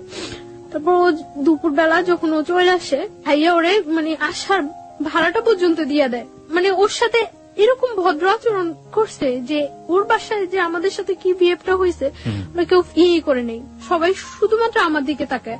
তখন কিন্তু আমরা সবাই বলছিল, দেখো তুমি যে ছায়া, এখন যদি তুমি শক্ত হও তাহলে কিন্তু আমরা এখন কিছু করতে পারি। ওরা আটকে রেখে কিন্তু ওর বাড়িতে ফোন দিয়ে ইয়ে করতো। আমি বলছি ইম্পসিবল, ও তো বলে আসেনি যে ও আমরা বিয়ে করতে আসতেছে। তো আমি ওর সেফলি ওইখান থেকে যেভাবেই হোক সেফলি, যতটা ইয়া হয়েছে আমার উপরে হয়েছে, ব্লেম যা হয়েছে আমার উপরে হয়েছে, আমি ওরা সেফলি পাঠিয়ে দিছি। তখন আমি ওরা বলছি যে কি করবা। তো ও আসার পর 2-3 দিন খুব তোর জোর বাসা টাসা দেখতেছে, ও আমার নিয়ে আসবো। তো হঠাৎ করে একদিন বলতেছে যে আমার পক্ষে তো পসিবল না। কি বললা এটা? যেটা একবার ভেঙে গেছে যাইতো, তখন আমি পাগল হয়ে যেতাম, যা হয়ে যেতাম, তখন ইয়ে হয়ে যেত, আমার ফ্যামিলি আমার নিয়ে আসছে। এখন তুমি এটা কি বললা? পরে আবার বলতেছে যে না ঠিক আছে। তো এখন তো দিন যাইতেছে, আমার বাসায় জানাজানি হয়ে যায় যদি যে আমি প্রেগনেন্ট, তাহলে তো একটা প্রবলেম। হয়তো আমার বাসায় জানাজানি হয়ে গেলে ওর বিরুদ্ধে যে কোনো একটা অ্যাকশন নিবে, সেটা আমার মনের মধ্যে আরো একটা ভয় কাজ করতেছে। আমি আসলে অনেক বেশি থান্ডার্ড হয়ে গেছিলাম। আমার মনে হচ্ছে আমার লিসনাররা ভাববে যে আমি এখানে নাই। আমি ওর কান্নার শব্দ শুনে আসলে অনেক বেশি থান্ডার্ড হয়ে গেছে, আমার নিজের চোখে পানি চলে আসছে, আমি আসলে কথা বলতে পারছিলাম না। গল্পের একেবারে শেষের দিকে আমরা চলে এসেছি। আমি কিছু কোশ্চেন আপনাকে করতে চাই। প্রথম প্রশ্নটা হচ্ছে, আপনি কয় মাসের প্রেগনেন্ট এই মুহূর্তে? 4 month। 4 month। মানে what's your decision about your baby? আমি আমার বেবিটা রাখতে চাই, by at any cost. Any cost. যদি আপনার হাজবেন্ড ডিভোর্স দিয়ে দিয়েছে এবং ওটাই যদি বলবৎ থাকে, তাহলেও কি আপনি আপনার বেবিটা রাখতে চান? তাহলে কিভাবে সম্ভব? ওকে। ও আচ্ছা, আর আরেকটা যেটা, সেটা হচ্ছে যে আপনার প্রথম হাজবেন্ড আর পরবর্তীতে যোগাযোগ করেনি? না, ওর সাথে পরবর্তীতে ও আর কোনো যোগাযোগ করেনি, কোনো কিছু হয়নি। আর ওর সাথে ওকে ডিভোর্স দিয়ে দিয়েছে? হ্যাঁ, ওর সাথে আমার ফ্যামিলি থেকে ডিভোর্স। হ্যাঁ, যখন ফার্স্টলি আমার বাড়িতে নিয়ে যায় তখনই ওর সাথে ডিভোর্স হয়ে কার্ড গেছে। সিট করে ওকে, দিয়েছে। সেকেন্ড হাজবেন্ড যে ছিল তার সাথে এখন বর্তমান কতদিন যাবত আপনার যোগাযোগ হয়নি? এখন এই শুক্রবার থেকে হচ্ছে না। লাস্ট এর মধ্যে আমি যখন আপনাদের কাছে ফোন করছিলাম তার কিছুদিন গ্যাপ ছিল, তারপর আবার আমার কাছ থেকে 1 সপ্তাহ সময় নিছিল। ওর অবস্থা হচ্ছে কখনো ফ্যামিলির কাছ থেকে ও মোটিভেট হচ্ছে, কখনো আপনার কাছ থেকে ও আসলে সিদ্ধান্ত নিতে পারছে না, সিদ্ধান্ত নিতে পারতেছে না যে ও আসলে কি করবে। হ্যাঁ, এবং ও এখন খুব প্রচুর অ্যাডিক্টেড হয়ে গেছে, সারা দিন রাত নেশা করে এবং এই অবস্থায় থাকে। আপনি যে বলছিলেন যে আপনি মাঝখানে ড্রাগ নিচ্ছিলেন, আপনি কি এখন সেই ড্রাগটা নিচ্ছেন? মানে আমি যখন ঢাকা চলে আসছি তখন থেকে আমি আর ড্রাগ নিচ্ছি না, কারণ আমার এখন ড্রাগ নিলে তো এটা আমার বেবিটার উপরও। আমি এই গল্পটা শোনার পরে আমার কাছে মনে হয়েছে যে আমাদের এই যে নিষ্পাপ দুটো প্রাণ, বা এই যে আজকে ছায়া যে জায়গাটায় দাঁড়িয়ে আছে, সেই ভুলের গুলোর জন্য আসলে কারা দায়ী? প্রথমত তার ফ্যামিলি, এবং দ্বিতীয়ত হচ্ছে যে ছেলেটা বিয়ে করলো তার ফ্যামিলি। লাস্ট আমি আর একটু শেষ করতে চাই। জি প্লিজ। যেদিন আমি ঢাকা আসছি ওই দিন ও আমার ভোরবেলা আনতে গেছে, আনার পর ভোরবেলা আনিয়ে আমার একটা হোটেলে উঠছে, উঠার পর 1টা পর্যন্ত আমরা হোটেলে ছিলাম। তখন ওর সাথে আমার সাথে হাজবেন্ড ওয়াইফ রিলেশন কন্টিনিউ হচ্ছে, কারণ ও বিলিভ করে না ওর সাথে আমার ডিভোর্স হয়েছে, আমিও বিলিভ করি না। আর তাছাড়া তো আমি তো প্রেগনেন্ট। তারপরে আমার একটা জব নিছি আমি হসপিটালে, ওইখানে বাসা টাসা নিয়ে উঠছি। তো ওইখানে যাতায়াত করে যাচ্ছে আসছে ইয়ে করছে এইভাবে। এখন তো 3 মাস ওভার হয়ে গেছে। তো আমি বললাম যে এইভাবে তো হচ্ছে না, কারণ আমাদের মধ্যে আরেকটা লাইফ আছে, আরেকটা জীবন বাড়তেছে। তো আমি ওরা বলি যে এটা তুমি কিভাবে ইয়ে করবা, তো করতেছে না। তারপর আমি ওর বোনের ফোন দিয়া জানাইছি, ওর বোন ডাইরেক্টলি বলতেছে যে এটা যে ওর বেবি তার কি প্রুফ আছে। তারপর আমি বলছি যে ওরে জিজ্ঞাসা করার জন্য। আমি জানি না সত্য মিথ্যা কতটুকু, কে সত্য কথা বলতেছে কে মিথ্যা কথা বলতেছে। ওর বোন নাকি ওরে জিজ্ঞাসা করছিল, ও নাকি অস্বীকার করছে যে না এরকম কোন বেবি টেবি নাই, এগুলি কিছুই না। সেই সত্যটাকে আপনি কিভাবে নেবেন সেটা আপনার একেবারে ব্যক্তিগত ব্যাপার, কিন্তু আমার মনে হচ্ছে কিছু একটা বলা উচিত। সেই বলার জায়গাটা থেকে আমি যেটা বলতে চাই, আপনার যাকে আপনি লাভ করেন, আপনার হাজবেন্ড, আপনার প্রিয় মানুষ, তার প্রতি শ্রদ্ধা রেখে, আপনার ভালোবাসার প্রতি শ্রদ্ধা রেখে আমি যেটা বলতে চাই, সে যে কাজটা করেছে মহা অন্যায় করেছে। প্রথম কথা হচ্ছে এটা কেন করেছে? আপনাকে যখন তার ফ্যামিলির চাপে ডিভোর্সের মতো কাজটাই করলো এবং বললো যেটা ম্যানেজ হয়ে যাবে, সেটা ম্যানেজ করে এত বড় গর্হিত অপরাধ সে যখন করতে পারলো, তখনই কিন্তু আপনার ধারণা নেওয়া উচিত ছিল যে এই ছেলেটাকে দিয়ে আপনি এত বড় রিস্ক লাইফে নিতে পারবেন না। 1 2 নাম্বার হচ্ছে আপনি এখনো তার আশা করে আপনি বেবিটাকে আপনার পেটের মধ্যে বড় করছেন, আপনার শরীরের মধ্যে বড় করছেন। আপনি কিন্তু প্রথম মেসেজটা পেয়ে গিয়েছেন যে তাকে নিয়ে আপনি আসলে কতটা শক্তিভাবে দাঁড়াতে পারেন, কিন্তু আপনার ভালোবাসা সম্পূর্ণ অবুঝ, এবং সেই জায়গাটা থেকে আপনি এখন, আমরা যতই বুঝেন এখন আপনি বুঝবেন না। তবে আমিও চাইবো না, কোনোভাবেই চাইবো না, আমি ব্যক্তি মানুষ হিসেবে চাইবো না যে আপনার এই বেবিটা নষ্ট হয়ে যাক, আপনার এই বেবিটা পৃথিবীতে না আসুক, কোনোভাবেই চাইবো না। এবং কিন্তু আপনি মানুষ হিসেবে যে বাস্তবতা ফেস করেছেন, আপনার বেবি পৃথিবীতে আসার পরে কোন বাস্তবতা ফেস করবে সেটা আমরা একেবারেই অনিশ্চিত। আর লাস্ট আমি সুইসাইড অ্যাটেন্ড করছিলাম, সুইসাইড অ্যাটেন্ড করার পর ও আবার আমার কাছে গেছিল, যে আমার বলতেছিল যে যাই হোক এই বেবিটা নষ্ট করা যাবে না, আর এই বেবিটা ওর পরিচয় বড় হইব। কিন্তু গতকালকে আমার ওর বোনের সাথে কথা হয়েছে, ওর বোনের নাকি ও বলছে যে না ওর কোনো বেবি নাই, ও আমার মতো মেয়েরা নাকি ঘরে নিতে চায় না। অথচ একটা সপ্তাহ আগে গত শুক্রবার, এই শুক্রবার আগে শুক্রবার ও আমার কাছ থেকে যখন যায়, আমার বাসা থেকে যখন যায় তখন ও রিকোয়েস্ট করে যায়। এই শুক্রবার ওর সাথে আমার সাথে ফোনে কথা হয়েছে। ওকে, আপনি আমাকে একটু বলবেন যে ওর ফ্যামিলি কাছে কি ও কি ধরনের বাধা, ওর ফ্যামিলি কি ওকে ত্যায্যপুত্র করে দিতে পারে বা এরকম কিছু কি? আমি জানি না ওর ফ্যামিলি থেকে ওরা কি করবো না করবো, আমি এটা ইয়ে করতে পারি না। তবে আমার মনে হয় না কোনো মা কোনো বোন চায় যে তার ভাইটা বা তার সন্তানটা কষ্টে থাকুক, এটা কেউ চায় না। আমি জানি ও আমার অনেক লাভ করে এবং আমার জন্য ওই যে বললাম না এখন 24 ঘন্টা ও শুধু নেশা করে, 24 ঘন্টা। শুধু এটাই বলতে চাই যে যেই ছেলেটা এতটুক পরিমাণে ইয়ে করে এটা বোঝা উচিত যে সে আমার কতটুকু লাভ করে। আর শুধু সে একটাই, আমার কাছে ওর একটা চিঠি আছে যে ও যাওয়ার আগে রেখে গেছিল আমার বাসায়। চিঠিটা কি আছে আপনার কাছে এই মুহূর্তে? হ্যাঁ। Give me that letter. আচ্ছা, আপনার অনুমতি পেলে আমরা চিঠিটা পড়তে পারি, রাইট? ওকে, এই চিঠিটা দিয়ে আমাদের গল্পটা শেষ হবে। আমি চিঠিটা পড়তে চাই। ও লিখেছে হচ্ছে আমাকে, প্রথমটা ছিল আমাকে ভুল বুঝো না, ভালোবাসি। তারপর লিখেছে জান জানো আমার সারাটা জীবন কান্না করে কাটাতে হবে। আমি জানি যা করছি সব ভুল, কিন্তু আমি কি করব? মা বোন পাড়া প্রতিবেশী একদিকে, তুমি একদিকে, কি করব জানি না। আমার কপালে হয়তো লেখা ছিল সারা জীবন তুমি আমার থাকবে, কিন্তু সেটা আর হলো না। আল্লাহ যা করে ভালোর জন্য করে, ভালো থাকবা, ঠিকমতো চলাফেরা করবা, নিজের যত্ন নিবা। আর আমি নেশা করতে করতে হয়তো কোনো রাস্তা বা মেডিকেলে থাকবো, মৃত বা জীবিত। এটাই আমার জীবন। চোখের পানি আটকাতে পারিনি, তাই তোমার খাতাটা নষ্ট হলো। হ্যাঁ, এবং সেটা ঠিকই আছে। ও যেটা বলেছে যে খাতার এক পাশটা অনেক ভিজে গিয়েছে। খাতা মানে হচ্ছে আসলে যে পেজটাতে লিখেছে সেটা অনেকটা ভেজা, এবং ভেজার কারণে কলমের কালিগুলো নষ্ট। চলে গেলাম, ভালো থেকো, আই লাভ ইউ। আচ্ছা, আরো অনেক অনেক কথা লিখেছিল, লাভ ইউ টু। আচ্ছা, অনেক অনেক অনেক, কোনো ভুল করলে ক্ষমা করো। তোমার ভালোবাসা সেটা সারা জীবনও ভোলার মতো না। এক জীবন, 2 জীবন, 3 জীবন, শত শত জীবন পেলেও ভুল বোঝো না, শুধু তোমাকে চাই, তোমাকে চাই। আই লাভ ইউ চান, সোনা পাখি।